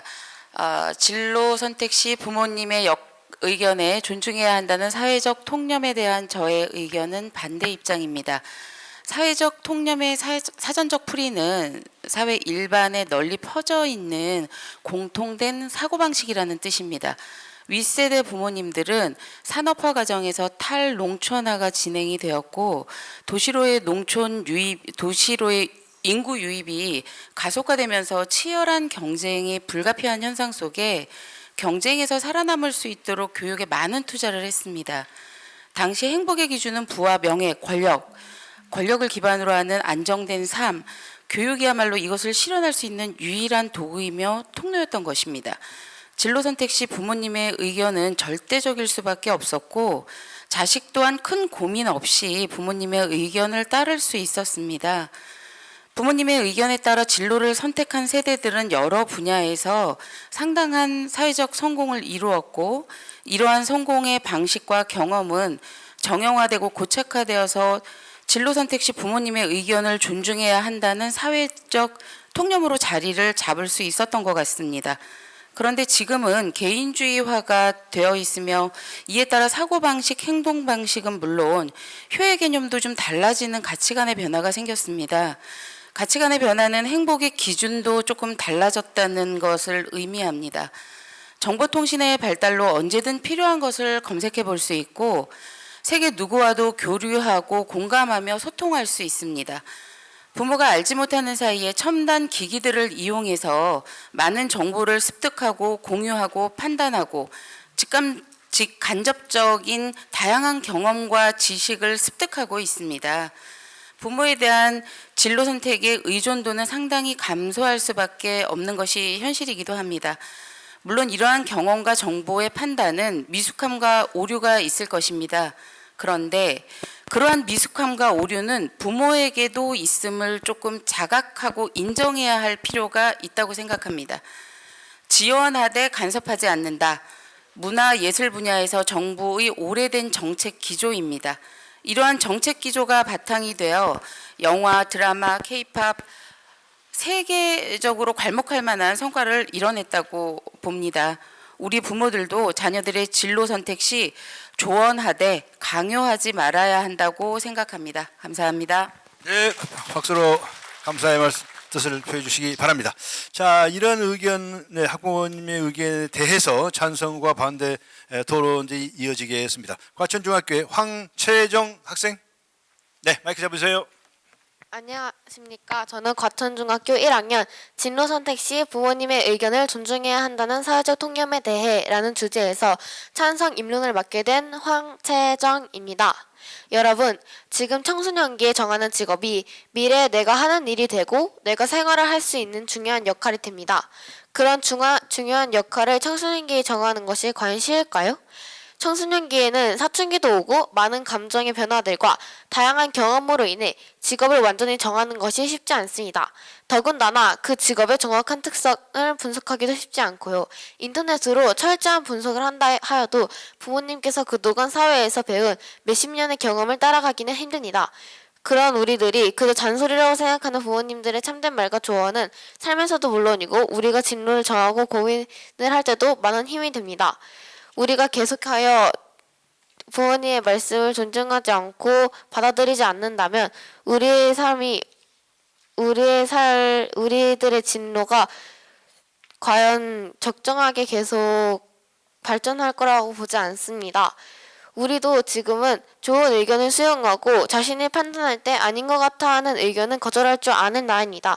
부모님의 진로 의견을 존중한다면 좋은 의견을 수용할 수 있고 그렇게 계속 발전하다 보면 나 혼자 진로를 결정하고 정할 때보다 확실히 더 좋은 진로 방향성을 가질 것입니다. 지금까지 주제 진로 선택 시 부모님의 의견을 존중해야 한다는 사회적 통념에 대해의 창선 입론을 맡은 황채정이었습니다. 네, 박수 보내주세요. 네, 부모님 의견을 따라야 한다. 이번엔 또 반대 의견입니다. 정민서 학생, 네, 마이크 잡아주세요. 안녕하십니까. 진로 선택 시 부모님의 의견을 존중해야 한다는 사회적 통념에 대해 반대측을 맡은 정민서입니다. 우선 진로란 개인의 생에서의 직업 발달과 그 과정, 내용을 가리키는 포괄적인 용어입니다. 이러한 사전적 정의만 봐도 알 수 있듯이 진로는 개인의 직업 발달을 의미합니다. 아무리 부모님이 우리보다 더 오랜 삶을 사셨고 풍부한 경험치가 있다고 하더라도 진로만큼은 자신이 개척해 나가는 것으로 다른 사람이 개입할 부분이 아니라고 생각합니다. 이에 근거를 들어 제 주장을 말씀드리겠습니다. 첫째, KOSIS 통계청에 따르면 청소년의 진로 결정 시 대부분의 부모님이 존중해 주십니다. 통계청에 따르면 진로 결정 시 부모님은 내 의견을 믿고 따라주신다 라는 주제에 대해 그렇지 않은 편이다가 5.4%, 그런 편이다가 94.6%로 훨씬 많은 비율을 차지하고 있습니다. 이는 대부분의 부모님들이 자녀의 진로를 믿고 지지해 주시고 있음을 의미합니다. 둘째, 자신의 선택이 잘못됨을 느낀다 하더라도 청소년들은 자신이 원하는 진로를 찾아갈 수 있습니다. 우리나라 청소년들의 평균 진로 선택 시기는 중고등학교 시기이며 실제 취업을 하고 자신이 선택한 길을 걷기 시작하는 때는 20세에서 27세 사이라고 합니다. 노년기의 시간까지 약 45년에서 50년의 시간을 두고 성급하게 자신의 진로를 정할 이유는 없다고 생각합니다. 이른 나이에 부모님의 뜻에 따라 성급히 진로를 정하기보다는 차근차근 자신이 하고 싶은 일을 선택해 보는 것이 중요하다고 생각하는 바입니다. 셋째, 진로를 선택할 때에는 본인이 직접 무엇에 흥미가 있고 잘할 수 있는지 고민해 보아야 합니다. 부모가 자녀에게 있어서 해야 하는 진정한 일은 자녀의 의견을 진심으로 존중해주고 믿어주려는 노력이 아닐까 싶습니다. 그렇다면 자녀는 자신이 선택한 길을 다시 돌아가게 되더라도 부모를 탓하기보단 스스로 책임지며 자신에게 맞는 길을 다시 가게 될 것입니다. 진로는 자신의 인생에서 절반을 해야 하는 일입니다. 진심으로 간절히 원하고 좋아하는 일을 해야 그 오랜 시간을 행복하고 보람차게 보낼 수 있을 것이라고 생각합니다. 이러한 이유로 저는 진로 선택 시 부모님의 의견을 존중해야 한다는 사회적 통념에 대해 반대합니다. 이상입니다. 네, 박수 보내주십시오. 네, 자신의 의견이 중요하다라고 하는 이제 발언을 해 주었습니다. 이번엔 또 찬성 발언입니다. 김시원 학생, 예. 안녕하세요. 이번 토론에서 찬성 측 두 번째 임론을 맡은 과천문헌중학교 3학년 김시은입니다. 저는 진로 선택 시 부모님의 의견을 존중해야 한다는 입장에 동의합니다. 제 주장을 뒷받침하는 근거로는 세 가지를 들 수 있습니다. 첫 번째, 부모님을 인생의 선배이자 조언자로서 존중해야 합니다. 부모님은 인생에서 청소년들보다는 훨씬 더 많은 경험과 지식을 축적하셨습니다. 경험으로부터는 배움을 이끌어낼 수 있고 배움을 통해서는 발전할 수 있기 때문에 경험을 바탕으로 한 부모님의 진로에 관한 조언은 시행착오를 줄일 수 있도록 도와주는 매우 현명한 의견이라고 생각합니다. 두 번째, 진로 고민에 시달리는 현대 청소년에게 부모님의 의견은 큰 도움이 될 수 있습니다. 진로 선택에 있어서 청소년의 자율성과 독립성도 물론 중요하지만 아직 미성숙한 학생에게 미래의 인생을 결정지을 수도 있는 선택을 전적으로 책임지라고 하는 것은 큰 부담이 된다고 생각합니다. 이러한 상황에서는 부모님의 진심 어린 조언이 진로 결정에 관한 부담과 걱정을 덜어줄 수 있다고 생각합니다. 세 번째, 나를 잘 아는 사람이 건네는 조언은 존중받아야 마땅합니다. 유전적인 측면에서 보아도 우리는 부모님께 외모뿐이 아니라 특정한 재능이나 기질, 적성, 취향 등을 물려받았습니다. 부모님은 항상 우리의 곁에서 아낌없이 관심과 사랑을 주고 계시죠. 그리고 부모님이 학생의 롤모델이 될 수도 있습니다. 그렇기에 본인도 몰랐던 스스로의 잠재적 능력을 부모님께서 더 잘 알고 계시거나 부모님의 모습을 통해서 동기부여를 받을 수도 있다고 생각합니다. 우리와 부모님 사이에는 세대라는 몇십 년의 차이가 있습니다. 그러나 시간이 지나도 절대로 변하지 않는 것이 있다면 바로 부모님은 이 세상 그 누구보다도 나를 가장 사랑하고 아껴주시는 분들이며 우리가 부모님 세대보다 더 나은 삶을 영위하길 바란다는 것입니다. 저는 위와 같은 이유로 진로 선택 시 부모님의 의견을 존중해야 한다는 주제에 대해 찬성합니다. 감사합니다. 네, 감사합니다. 박수 보내주시고요. 이번에는 반대 토론입니다. 신지원 양. 안녕하세요. 부모님은 대체로 자녀가 안전성 있고 사회적으로 인정을 받을 수 있는 전문직을 선택하기를 원합니다. 그렇지만 저는 부모님의 의견에 따라 진로 선택을 하는 것보다 진로 선택 시 자녀 본인의 의견이 우선시 되어야 한다고 주장합니다. 첫 번째로 자신의 인생에선 자기 생각과 선택이 가장 중요하기 때문입니다. 자녀의 인생은 엄연히 자녀의 것이며 부모님이 개입할 수 없는 영역입니다. 자녀가 진로를 선택할 때 부모님의 의견이 가장 중요시 된다면 자신이 진정으로 원하는 길이 아니므로 꿈을 달성한 이후에 무엇을 해야 할지 모르겠는 막막함에 빠져들 수 있습니다. 또한 부모님에게 의존성이 높아져서 진로 결정뿐만 아니라 다른 결정에서도 부모님의 의견이 중요시 될 수 있습니다. 두 번째로 많은 진로 전문가들이 진로 선택 시 부모님이 자녀에게 자신의 의견을 강요해선 안 된다고 강조하고 있습니다. 부모님이 자녀를 잘 알고 있다 하더라도 진로에 대해 전문적인 지식을 갖고 있는 사람은 교사와 진로 상담가일 것입니다. 그러므로 진로 전문가의 조언에 따라 부모님의 의견보단 자녀 본인의 의견이 더 중요시 되어야 합니다. 마지막으로 부모님의 경험으로 비롯된 의견은 자녀가 겪어보지 못한 일에 대해서 말해주시는 것으로 값질 수는 있으나 4차 산업혁명 시대에 살아가는 자녀에게 약 30년 전의 부모님의 경험은 현실과 다른 것이 많아 괴리감이 느껴질 수 있습니다. 따라서 부모님과 다른 시대에 살고 있는 자녀가 진로 선택을 할 때 부모님의 의견보단 자녀의 의견이 더 중요시 되어야 합니다. 인생에서 자신의 의견과 선택이 우선시 되지 못하고 자신이 주체가 되지 못한다면 과연 본인의 인생이라고 할 수 있을까요? 그렇기에 진로 선택 시 가장 행복하고 만족감을 느끼기 위해선 자신의 의견이 우선시 되어야 합니다. 감사합니다. 네, 박수 보내주십시오. 감사합니다. 자, 이번에는 한양대학교 관광학부 학생인데요. 오성환 씨, 예, 어떤 의견인지 궁금합니다. 예. 안녕하세요. 저는 진로 선택 시 부모님의 의견을 존중해야 한다는 사회적 통념에 대해 비판적인 입장입니다. 우리나라는 예전부터 유교 사상을 기반으로 유교에서 가장 강조하는 효를 중요시하며 지내왔습니다. 또 부모님들께서는 우리보다 더 많은 경험을 하셨기 때문에 진로 선택에 있어서 많은 도움을 주실 수 있는 것은 사실입니다. 하지만 부모님의 의견은 무작정 따라야 할 것이 아니라 윗세대로서의 하나의 조언으로 받아들여야 한다고 생각합니다. 진로 선택에 있어서 선택에 관한 온전한 권리는 본인에게 있기 때문입니다. 대한민국 최고법이 선법에서도 진로 선택의 자유를 보장하고 있으니 부모님의 의견을 무작정 따라야 할 필요는 없다고 생각합니다. 그 다음으로 또 진로 선택을 존중하는 데 있어서 효의 범위에서 벗어난다고 생각합니다. 효는 부모님이 살아계실 때 잘하고 돌아가실 때 제사를 지내고 이러는 것이 효에 포함되는 것이지 무작정 부모님의 말씀을 따른다는 것만으로 효를 따른다고 볼 수 없을 것 같습니다. 부모님들은 자식들의 진로 선택하는 데 있어서 부모님의 의견을 따르라고 하는 것보다는 자식들의 선택을 존중해주고 믿고 맡기는 것이 더 중요하다고 생각합니다. 진로 선택은 자식들이 앞으로 남은 삶을 어떻게 보내느냐가 달린 중요한 갈림길입니다. 만약 이 갈림길에서 본인이 하고 싶었던 일을 선택하지 못하고 자기와는 맞지 않는 부모님의 의견에 따르게 된다면 남은 평생을 후회하고 어쩌면 원망하며 살게 될지도 모릅니다. 본인이 누구보다 본인에 대해 무엇을 잘하고 못하며 무엇을 좋아하는지 가장 잘 알고 있을 것이고 본인 나름대로의 근거가 있을 것이기 때문입니다. 그리고 아까 부모님들이 많은 경험과 연륜을 가지고 계신다 하셨는데 그 시대와 지금 시대는 많이 변하였고 지금도 변하고 있습니다.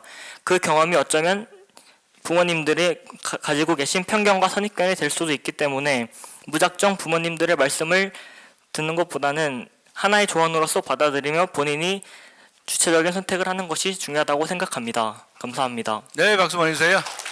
결국은 본인이 결정해야 되는데 부모님의 의견도 하나의 의견으로 받아들인다, 이런 의견이었습니다. 자, 우리 학생들에게 다시 한번 돌아가 보겠습니다. 고등학교 학생들인데요. 남유정 학생.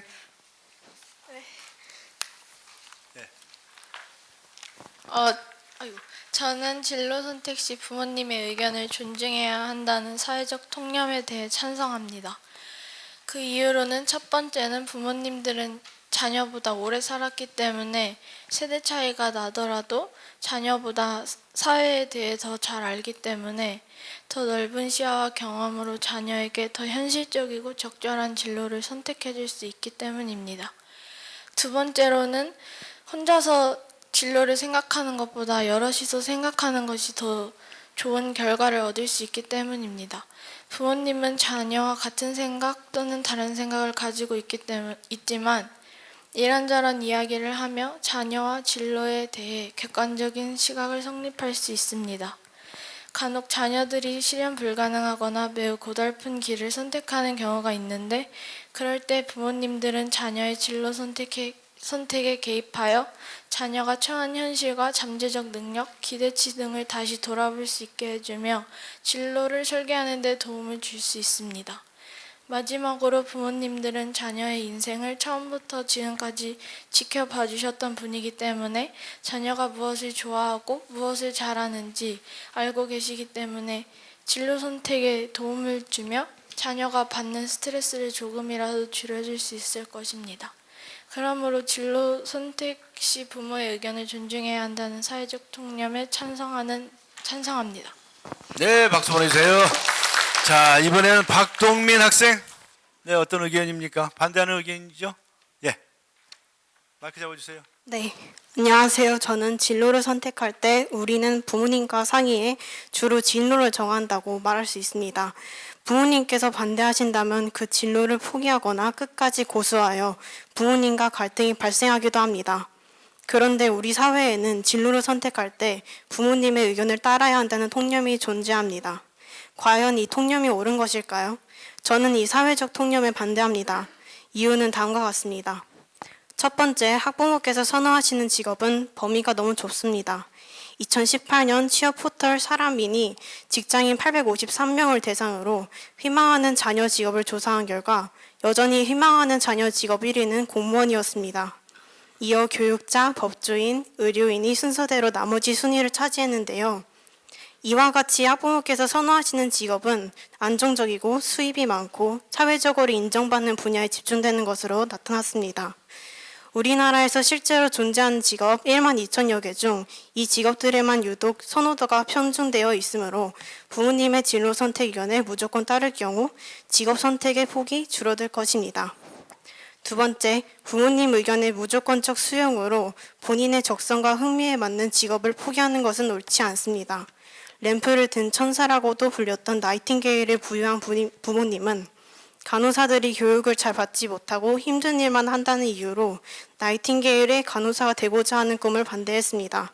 그러나 결국 부모님이 허락함으로써 나이팅게일은 간호사가 되어 쌓은 위협으로 병원의 위생 상태를 개선하고 더 나은 간호교육 프로그램과 학교를 발전시키는 데 큰 영향을 미쳤습니다.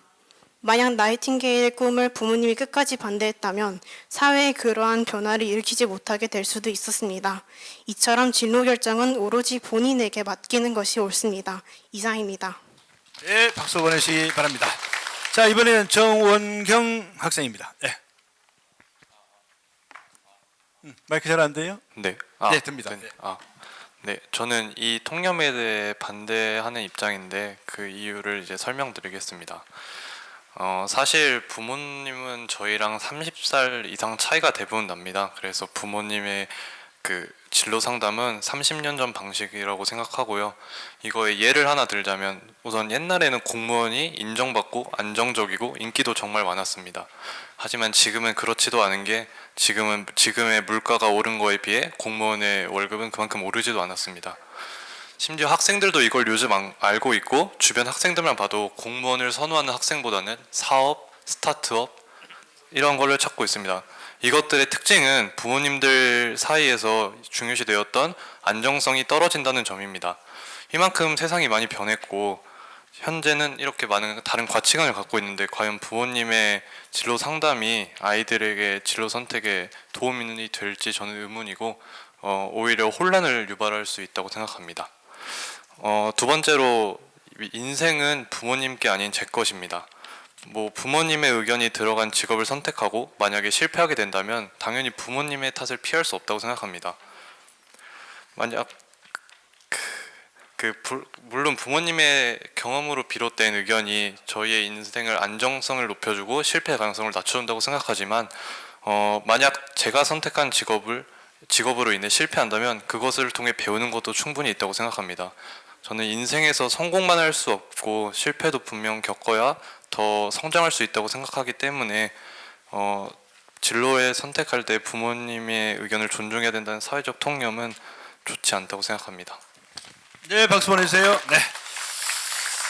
어떻습니까? 우리 방청객에 계신 우리 어르신들께서는 어떻게 들으셨습니까? 자녀의 생각하고 부모의 생각이 좀 다르다라고 할 때 부모님의 의견을 따르라고 하시겠습니까? 자녀의 의견을 따르라고 하시겠습니까? 한번 의견 좀 여쭤볼까요? 부모님의 의견을 강조하겠다라고 생각하시는 분 손 한번 들어보십시오. 아무도 안 계세요? 정말이요? 그 자녀의 의견을 존중하겠다. 그러면 손 들어보십시오. 그러신데, 네, 알겠습니다. 근데 손 안 드신 분 손을 들어보세요. 손 안 드신 분도 또 몇 분 되시네요.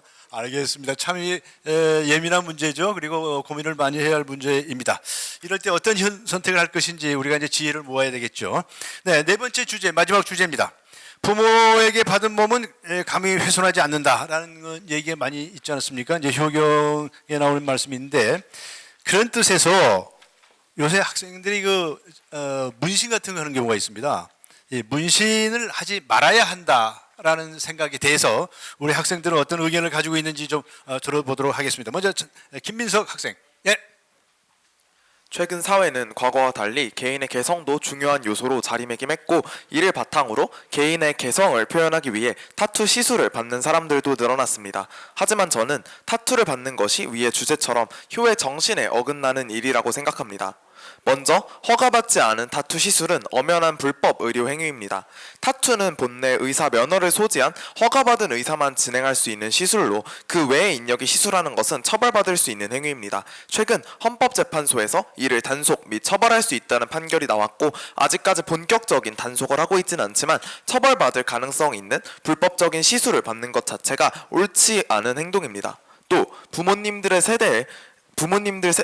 세대들의 타투에 대한 인식은 좋지 않습니다. 2020년 진행한 타투에 관한 인식 설문조사에 따르면 20, 30대들의 인식은 대부분 긍정적인 편이었지만 40대를 넘어서 나이대가 커져갈수록 부정적인 인식이 지배적이었습니다. 이는 부모님 세대의 타투에 대한 인식이 좋지 않다는 것을 뜻합니다. 부모님이 좋지 않게 생각하는 행동을 하는 것이 과연 옳은 일일까요? 마지막으로 타투는 개인의 신체에 악영향을 끼칠 수 있습니다. 타투 시술의 부작용에 대한 우려는 끊임없이 나오고 있습니다. 특히 잉크의 안정성에 대한 우려가 큰데 미국의 식품의약국 FDA가 문신에 사용하는 잉크를 규제하긴 했지만 실제 시술은 지역 관할권에 의해서 통제되는 등 잉크에 대한 명확한 규정, 관련 기관 등이 갖추어져 있지 않습니다. 심지어 워싱턴의 피부과 박사는 피부에 물질을 주입하는 것이 간염, 사마귀 등을 일으킬 수 있다고 경고했고 타투 바늘에 대한 문제도 있는데 멸균되지 않은 도구와 오염된 잉크의 사용이 감염으로 이어져 몸에 지워지지 않는 흉을 남길 수도 있습니다. 이러한 근거로 저는 위의 주제에 대해서 반대합니다. 네, 박수 보내주세요. 네. 이번에는 이지연 학생입니다. 이지연 학생 마이크 잡아주세요. 예. 안녕하세요. 저는 이번 논제의 반대측 토론자 이지연입니다. 현재 사회에는 개인의 개성을 중요시하는 시대로 과거의 가치관과는 조금 다른 다양성을 추구합니다. 개성을 나타내는 수단으로 패션, 메이크업 등도 있지만 문신도 선호하고 있는 편입니다. 부모님에게 받은 몸을 감히 훼손하지 않는 것이 효의 시작이다라는 효경의 말처럼 문신을 하지 말아야 한다는 이번 논제에 대해 반대하는 의견입니다. 지금부터 3가지 근거를 들어서 설명하도록 하겠습니다. 첫째, 문신을 하는 것은 그 몸을 훼손하는 것이라고 단정 지을 수는 없습니다. 문신은 몸에 색소를 넣어 그림을 그리는 것입니다. 이는 과거에 했던 화장과 성형과 별 다를 것이 없다고 생각합니다. 과거에는 화장과 성형을 했는데 자연에서 발굴한 화장품이라고 해도 안 좋은 성분이 있을 것이며 성형은 완벽한 기술도 없이 행해지는 것이기에 해를 끼칠 수 있을 것입니다. 만약에 효경의 말을 따라야 했다면 과거에도 화장을 하는 것은 불효라고 할 수 있습니다. 자신의 몸을 훼손하는 일이기 때문이죠. 따라서 문신을 하는 것은 화장을 하는 것과 비슷하다고 생각하기에 문신은 금하는 것에 반대합니다. 둘째, 문신을 막는 것은 개성을 표현하는 수단을 제한하는 것입니다. 요즘은 각자의 개성을 중요시하는 시대입니다. 그리고 자신의 개성을 표현하는 수단으로 문신을 많이 하곤 합니다. 개성을 표현하는 방법으로 문신을 하는 것을 막는 것은 오히려 한 사람의 몸을 치장하며 자신의 개성을 드러낼 자유를 침해하는 것이라고 할 수 있습니다. 셋째, 효는 마음으로 지키는 것만으로 충분합니다. 효는 부모님을 향한 공경의 마음이라는 정의를 갖고 있습니다. 효를 따르며 그 공자에도 효의 본유 개념으로 공경하는 마음을 강조하고 있습니다. 효를 따르며 생활하기 위해서는 자신의 건강상에 큰 문제를 끼치지 않는 이상 몸을 치장해도 된다고 생각합니다. 개성을 중요하게 여기는 현대 사회에서 문신을 막는 것은 개성을 표현하는 수단을 막는 것입니다. 그리고 문신은 몸을 꾸미는 용도인데 자신의 몸을 훼손한다고 단정 지을 수도 없죠. 효는 가식 없이 부모님을 존경하는 마음을 가지는 것이 진정한 효입니다. 따라서 저는 부모에게 받은 몸을 감히 훼손하지 않는 것이 효의 시작이다 라는 효경의 말처럼 문신을 하면 안 된다는 입장에 반대합니다. 감사합니다. 네. 박수 보내주세요. 네, 문신해도 된다. 이런 말씀이시죠. 안진 학생은 어떤 생각입니까? 안지민 학생. 예. 안녕하세요. 부모에게 받은 몸은 감히 훼손하지 않는 것이 효의 시작에 찬성을 맡은 과천중학교 1학년 안지민입니다. 저는 몸은 부모님에게서 받은 것이므로 소중히 여기고 문신과 같은 불필요한 훼손을 하지 말아야 한다고 주장하는 바입니다. 첫째, 문신과 같은 불필요한 몸의 훼손은 부모님께 대한 불효입니다. 신체 발부 슬지 부모라는 말이 있습니다.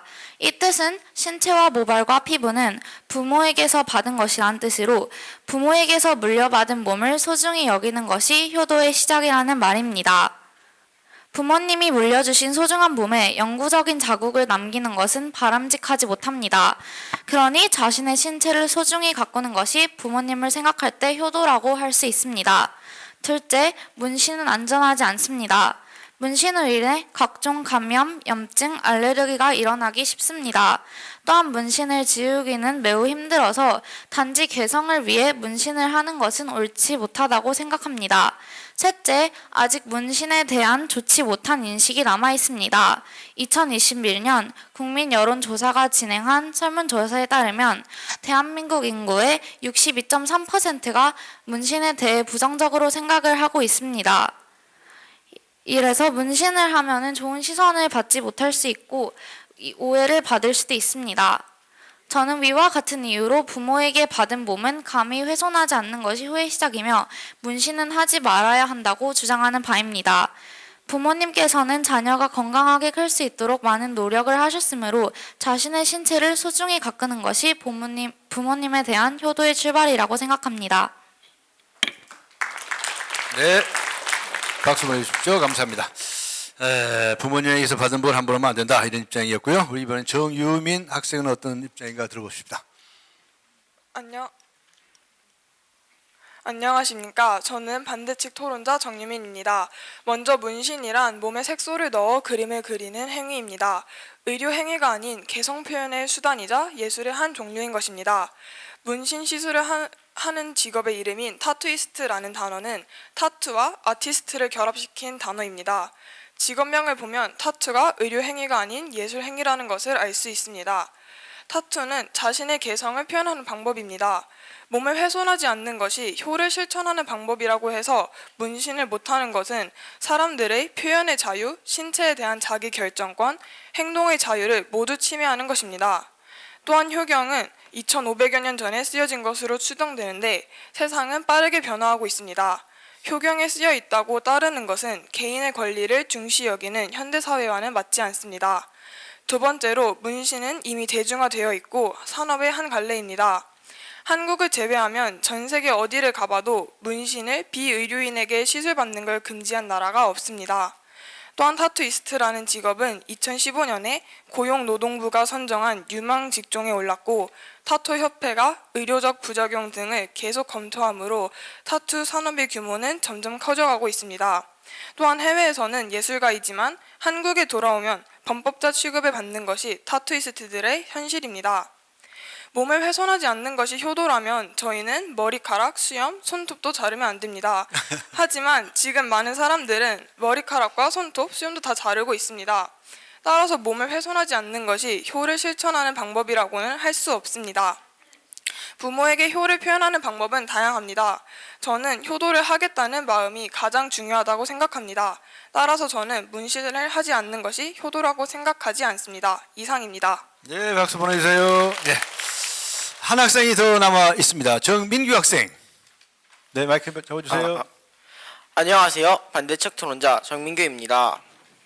저는 효경에 나온 것 같이 문신행위에 반대하는 것에 세 가지의 근거를 들어 반대합니다.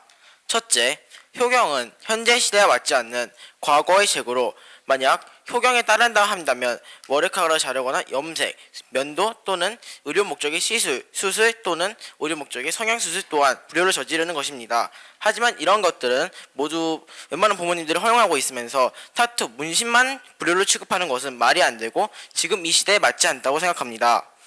두 번째는 문신은 이미 대중화되어 있고 많은 사람들이 이미 문신을 하고 있습니다. 또한 타투이스트라는 직업이 타투이스트를 직업으로 갖는 사람이 많은 만큼 문신은 우리나라에서도 현재 널리 퍼져 있는 산업입니다. 마지막으로는 타투이스트는 15년 기준으로 고용노동부에서 선정한 유망 직종 중에 하나입니다. 타투협회가 매년 의료적 부작용의 매년 검토 중이며 또한 안정성 또한 계속 증가하고 있습니다. 저는 이와 같은 근거로 효경에 따라 타투를 하지 말아야 된다는 것에 반대합니다. 네, 수고하셨습니다. 오늘 이제 미리 준비해 주신 발표자 토론자 여러분의 말씀들이 모두 다 끝이 났습니다. 이제 전체 토론에 들어가 보도록 하겠습니다. 특히 방청해 주신 여러 어르신들께서 좋은 의견들을 많이 해 주실 것 같습니다. 앞에 말씀드린 것처럼 오늘 이 조 토론회는 기성세대와 청소년 세대가 함께 서로 이런저런 이야기를 나눠 보는 시간입니다. 여기 무슨 정답이 따로 있고 없다 이렇게 말하기도 쉽지 않은 그런 자리죠. 우리 존경하는 우리 어르신들께서 해주시고 싶은 말씀들이 있으실 것 같습니다. 경청해 주셔서 감사드리고요. 자, 말씀해 주실 분 손 좀 들어주시면 우선 마이크가 쫓아가도록 하겠습니다. 오늘 토론 어떻게 보셨어요? 앞에 경로 우대 연령에 있어서는 거의 아주 압도적으로 70대로 올려야 된다 이렇게 얘기를 하셨었는데, 예, 우선 마이크 좀 준비해 주세요. 예, 오늘 우리 사랑하는 젊은이들과 기성세대 토론 어떻게 보셨는지 한 말씀 부탁드리고 싶습니다. 예. 오늘 우리 강지원 변호사님, 제가 살면서 대한민국의 최고의 애국자로 제가 존경합니다. 그런 것 같습니다. 아까 70 정도 기준을 얘기를 했습니다. 제가 만 70입니다. 근데 혈관 나이는 제가 30대입니다. 제가 이 자리를 빌어서 어르신들한테 큰 제가 용기를 한번 드리려고 합니다. 나이는 숫자에 불과하다고 여러 어르신들이 말씀을 하셨고 또 현실이 그런 것 같습니다. 어차피 행복도 마음먹기에 달려있는 것 같습니다. 이 자리에 우리 젊은 친구들 이렇게 20명 해서 20여 명 정도 되는데요. 가치 기준이 다 다릅니다. 태생이 다릅니다. 어느 부모, 어떤 분한테 태어났느냐에 따라서 인생이 왔다 갔다 합니다. 그런데 기준 하나 있습니다. 뭐냐? 제가 우리 최종수 이사장님 모시고 우리 어쩌다 대한민국에 뿌리 없는 나라가 돼서 제가 뿌리 찾는 정통운동을 함께 하는 사람 중에 한 사람입니다. 그런데 가치 기준 세상이 달라졌다고 효가 절대로 효는 변해서는 안 됩니다. 그래서 저는 이 자리를 빌어서 간곡히 부탁을 드립니다. 이 시간 이 자리에 함께 해주시고 자리에 안 계신 어르신들이 있다면 자식한테 재산 절대로 주지 마십시오. 아까 이거 심각한 얘기입니다. 나이 먹어서 아까 빈곤이라고 말씀드렸는데요. 자식한테 재산을 안 주고 미국식으로 서양식으로 자기 스스로 길을 개척한다면 우리 젊은 친구들 저한테 욕해도 좋습니다. 근데 요즘 먹튀라고 합니다. 부모님한테 받은 은혜, 이것은 저부터도 부모님한테 엄청난 빚을 졌습니다. 자식한테 잘하는 건 대물림으로 빚을 갚는다고 제가 알고 있습니다. 절대로 자식한테 그냥 주지를 않습니다. 왜? 내가 자신이 부모로부터 소중한 몸을 받았고 또 교육을 받았고 또 잘 성장해서 결혼까지 시켜준 거로 알고 있습니다. 그 정도면 됐지. 부모 있고 다 뺏어갖고 집 사달라 뭐 달라 자동차 사달라 하고 다 주다 보니까 노후 빈곤율이 높습니다. 이거는 사회적인 어떤 시스템 이전에 이 자리에 계신 저 빼고 많은 분들이 스스로 권리를 포기했다고 저는 봅니다. 그래서 감히 제가 우리 젊은 친구들이 있는데 제가 주장을 합니다. 절대로 부모님한테 지금 고등학교까지만 혜택 보고 대학 가면 알바를 하든지 뭐를 하든지 공부 잘하면 한 푼도 학비가 들질 않습니다. 1등 해보십시오. 대학 입학금부터 등록금 한 푼도 안 냅니다. 다 1등 넣을 수 없지만 조금 잘하면 반도 받습니다. 3분의 2도 받습니다. 그래서 아까 제가 경청을 했습니다. 뭐 10대 이렇게 되는 친구들인데 저도 10대를 다 거쳐왔습니다. 근데 저는 감히 주장합니다. 제가 아들 하나 딸 하나 있는데 땅 한 평 땡전 한 푼 안 줍니다. 그런데 서울에 집이 한두 채씩 다 있습니다. 제 35반 40대인 자식이 있는데 그들한테 한 푼 재산도 안 주고 정신적으로 육체적으로 훌륭히 제가 키워서 세상에 내놓은 것뿐이 없습니다. 근데 효도를 받습니다. 그 효는 물질적인 효도가 아니라 하루에 기본 3번을 출근하면 퇴근할 때까지 저한테 전화합니다. 이게 진정한 효입니다. 효의 정의는 관심과 저는 배려라고 생각합니다. 그래서 이 자리를 빌어서 우리 이사장님 모시고 효를 마지막 함께 하는데 힘쓰겠습니다. 감사합니다. 오늘 좀 하실 말씀 많이 있으신데요. 오늘 주제하고요, 시간을 정해놨고 여러분들 계시기 때문에 제가 좋은 말씀을 좀 중간에 끊었는데 죄송하고요. 이 다음에 기회 있으면 말씀을 더 듣도록 하겠습니다. 계속해 주세요. 네. 자, 우리 다른 분께서 오늘 토론 들으시고 어떤 걸 느끼셨는지, 또 다짐을 하셨는지, 또 우리 사랑하는 우리 젊은이들에게 해주고 싶은 말씀, 예, 마이크 전해주세요.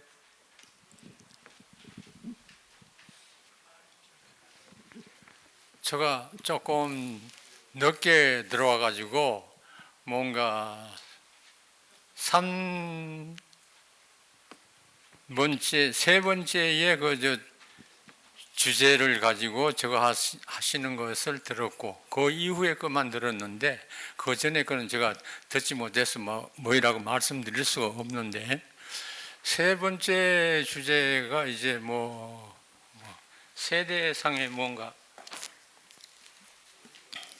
진로 선택할 때 부모님 의견 따르느냐 그 얘기입니까? 예, 사회 정통 관점에 대한 토의 같은 거를 하시는 걸 제가 듣고 있었는데 그때 보니까 젊은 아주 지금 어리다고 제가 생각하고 있는데 저는 나이는 88세에 지금 장지영이라는 사람이고 과천시 요새 새로 이사를 가가지고 이제 8단지, 9단지 그 사이에 살고 있습니다. 그래서 제가 들은 것만 가지고 간단히 요약해서 3가지만 말씀드리겠습니다. 근데 지금 보니까 아주 젊은 학생들, 아주 어린 학생들이 MZ 세대들이 많이 와서 앉아가지고 지금 현재 한 말씀씩 하고 있는데 참 좋은 말씀도 많이 했어요. 많이 하고 그리고 또 개념이 서로 다르니까 우리의 개념하고 젊은 MZ 세대의 개념이 아주 다른 구분이 확연하게 나타났습니다. 나타나서 참 바르고 잘 크고 아주 적하게 배우고 있구나 하는 그런 개념도 가졌고 그리고 특히나 또 남자 한 분하고 여자 한 분하고 여학생 한 분하고 남씨하고 오씨의 성을 가진 학생들이 2분이 아주 저와 같은 개념의 저것을 말씀드리길래 참 잘 컸다 이렇게 제가 느끼고 누구라고 이름은 제가 대질 않겠습니다. 왜 다 똑같이 노력을 하고 저걸 했으니까 어느 특정인을 제가 지적하고 싶지 않아서 그러는데 그분들은 아주 잘했다고 전 말하고 싶습니다. 그렇게 하고 또 한 가지 저기에 지금 보면은 세대 공감효 종합 토론회라고 이렇게 돼 있는데 효의 개념 또한 MZ 세대하고 저희들 시니어 세대하고는 다릅니다. 개념이 다르다 이런 얘기죠. 가지고 있는 어떤 품성이라든가 이런 건 다 우리 배달 민족이니까 같겠죠. 그러나 뭔가 젊은 MZ 세대들이 우리보다가 새로운 것을 배웠고 우리는 또 아주 옛날에 공자가 얘기하던 이런 저걸 가지고 우리가 공부도 했고 또 저걸 했습니다. 그러면 서로의 개념이 다를 것이다 이런 얘기지. 그러면 지금 현재의 MZ 세대를 우리 선배 세대들이 뭔가 가르쳐 줄 수 있고 지적해 줄 수 있고 하는 그것은 순수한 효에 대한 저것이지 뭔가 AI가 지금 저거 하고 있는 그 세대에서는 우리가 MZ 세대들한테서 배워야 될 사항이라고 저는 그렇게 생각하고 있습니다. 그래서 가장 지금 MZ 세대들이 참 잘 크고 있다 하는 거 저걸 느끼고 있고 또 네. 우리 또 뭔가 하면은 뭐냐 지금 뭐냐 그저 생산 관계 생산이라 그래서 좀 죄송한데 태어난 아기들의 그 확률이 우리가 지금 현재 1대 0이 되질 않고 있고 0.8 정도가 되는데 우리 인구가 이렇게 자꾸 감소되다 보면은 언젠가 우리 젊은 세대들이 없어지지 않느냐 그런 그 통념도 가지고 있습니다. 그래서 가능하면은 이 MZ 세대들을 잘 보듬어 가지고 뭔가 저거 할 수 있는 하나의 개념을 많이 만들고 우리나라가 영원히 존속할 수 있는 하나의 그 신념을 가지는 1.0 이상의 어떤 생산률을 가졌으면 좋겠다 하는 그런 바람을 말해드리고 싶습니다. 네, 감사합니다. 감사합니다. 네, 고맙습니다. 예. 아니 그리고 또 한 가지는 제가 끝으로 이제 말씀드리겠습니다. 너무 저 혼자만 그런 얘기를 하면 안 되니까 딴 게 아니고 지금 현재 우리 지금 복지관에서도 선배 개념에 대한 선배와 또 MZ 세대들의 그 공감을 일치시킬 수 있는 어떤 하나의 개념이 없을까 하고 많이 노력하고 있습니다. 우리 선생님들이.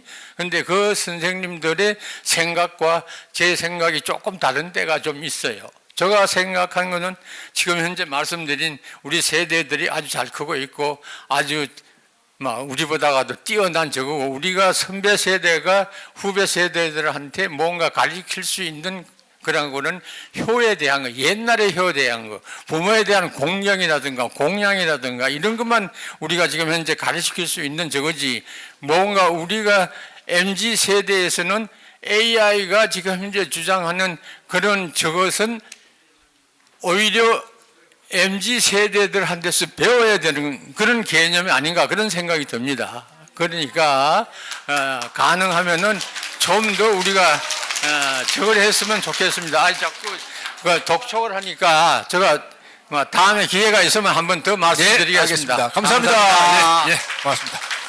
노인 세대도 배워야 할 것이 있다 이런 말씀을 하셨습니다. 네, 또 다른 분 말씀 손 들어 주십시오. 예, 마이크 좀 같이 준비해 주세요. 예. 참 오늘 말씀. 네. 안녕하십니까? 네. 저는 중국에서 온 김정리라고 합니다. 예. 기시를 나는 여기에 올 때도 내 고향이기 때문에 왔는데 온 지 이제는 한 30년 살았습니다. 그렇지만 우리나라가 좀 연약했기 때문에 일본 놈들 압박에 견디지 못해서 중국에 가서 다 조상들은 다 돌아가시고 내가 여기로 문이 열리자마자 내가 왔습니다. 네. 근데 오늘 이 회의가 참 나는 생각지도 않다가 와서 이렇게 참가했는데요. 여러 개 학교에서 서너 개 학교에서 이렇게 청년들이 왔는데 참 미래의 주인공답다는 거. 어느 부모에게다 위탁하려고도 하지 않고 내 뜻대로 우리나라를 굳건하게 잘 지킬 것 같습니다. 네. 청년들, 미래의 주인공들 감사합니다. 네, 감사합니다. 우리 청소년들에게 아주 격려의 말씀을 주셨습니다. 중국에서 오셨답니다. 네, 또 다른 분 말씀 좀 주세요. 예, 앞에 마이크 전해주십시오. 참 경청해 주시고 우리 젊은이들에게 용기를 주셔서 대단히 감사합니다. 예. 이기업입니다. 네. 여러분 부모님이 없이 여러분이 태어날 수 있다고 생각하십니까? 부모가 없이 자식이 있을 수 없습니다. 네. 선배가 없이 후배가 있을 수 없습니다. 옛것이 없이 새로운 것이 있을 수 없습니다. 그러니 우리는 다 같이 협력하면서 앞으로 살아가야 되는데 젊은이들은 대선배님들의 그 경륜과 연륜을 존중해야 되고 또 우리 노인들은 그 젊은 사람들의 끼와 툭툭 튀는 새로운 풍부한 지식들을 존중해야 되고, 그래서 우리는 서로 품고 안고 같이 가야 된다고 생각을 합니다. 네.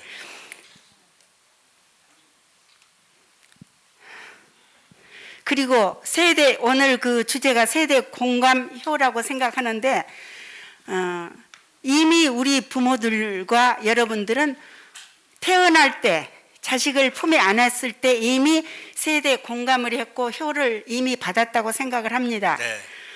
자식을 안고 젖을 물릴 때 그 행복하게 젖을 빨다가 젖꼭지를 빼고 엄마의 얼굴을 올려다보는 그 어린아이를 내려다보는 그 엄마는 이미 세대 공감을 했고 효를 받았다고 생각을 합니다. 네. 그래서 지금 더 받고 주고 하는 것은 이미 근본적으로 어렸을 때 다 주고받았다고 생각이 됩니다. 그래서 진짜 우리들은 젊은이들을 응원하고 또 젊은이들은 부모들을 공경하는 그런 그 분위기로 우리는 네. 이 어려운 시대를 타개하면서 살아가야 된다고 생각을 합니다. 네. 감사합니다. 감사합니다. 네. 세대 공감의 취지에 딱 맞는 그런 말씀을 해 주셨습니다. 다른 분 말씀 좀 주시겠습니까? 예. 더 말씀 주실 분 안 계실까요? 네. 여러분 오늘 한 2시간 정도의 시간이 여러분에게 도움이 되셨습니까? 네. 우리 학생들에게 좀 도움이 됐나요? 네. 여러분이 언제 이렇게 집중적으로 이 세대 공감 효에 관해서 생각해 볼 시간을 가졌겠습니까? 오늘이 여러분에게 소중한 그런 기회가 되었기를 바라고요. 오늘 참석해 주신 모든 여러분들께 감사의 말씀을 드립니다. 여러분 다 같이 박수 함으로써 우리 노력에 합축을 하면서 네? 그래서 오늘 뭐 특별히 말씀하실 게 있으신가요? 선생님 말씀하실 게 특별히 발언권을 청하셨습니다. 마이크 드리겠습니다. 예. 예, 고맙습니다. 아까 그 진로 선택 시 부모님의 의견을 존중하는 그 부분에 대해서 제가 느낀 게 있어서 한마디 말씀드리려고 합니다. 그 부모하고 자식하고 하다 보니까 한 30년 이상 차이가 나게 돼요. 저는 서울에 있는 중동고등학교를 나왔는데요. 중동고등학교는 한 10년 전부터 무슨 제도를 하냐면 고등학교가 탄생된 지 100년이 지나다 보니까 선배들이 굉장히 많아요. 선배 중에 뭐 우주과학자도 있고 생물학자도 있고 이러다 보니까 멘토 멘티 제도를 해가지고 1대1로 1년에 4번 정도 서로 상담하는 제도를 하고 있습니다. 그래서 그런 제도를 한번 활용해 주셨으면 어떨까 그 생각이 들어서 독일 같은 경우도 중학교 1학년 때 진로 선택을 하는데 전문가하고 만납니다. 부모를 뭐 무시하는 것이 아니고요. 부모하고 같이 가서 상담을 해서 그렇게 멘토 멘티 제도를 한번 활용했으면 좋겠다는 제가 말씀드립니다. 네, 좋은 말씀 주셨습니다. 박수 한번 보내세요. 예. 자, 우리 발표자 중에서도 특별히 또 말씀하시고 싶은 말씀 있으시면 예, 기회를 드리겠습니다. 시원찮겠습니까? 예. 자, 그럼 여러분 함께해 주신 모든 분들께 진심으로 감사의 말씀을 드립니다. 다시 말씀드리지만 우리가 이런 기회를 갖기 참 어렵죠, 그렇죠? 근데 오늘 특별한 기회를 가졌다고 생각하시고 여러분의 삶에 큰 도움이 되기를 기대를 하겠습니다. 오늘 세대공감효 토론회 여기서 모두 마치고자 합니다. 오늘 주최해 주신 최종수 회장님을 비롯해서 여러분들께 감사의 말씀을 드리면서 우리 다 같이 박수를 치면서 오늘 이 시간을 마칩시다. 감사합니다. 고맙습니다.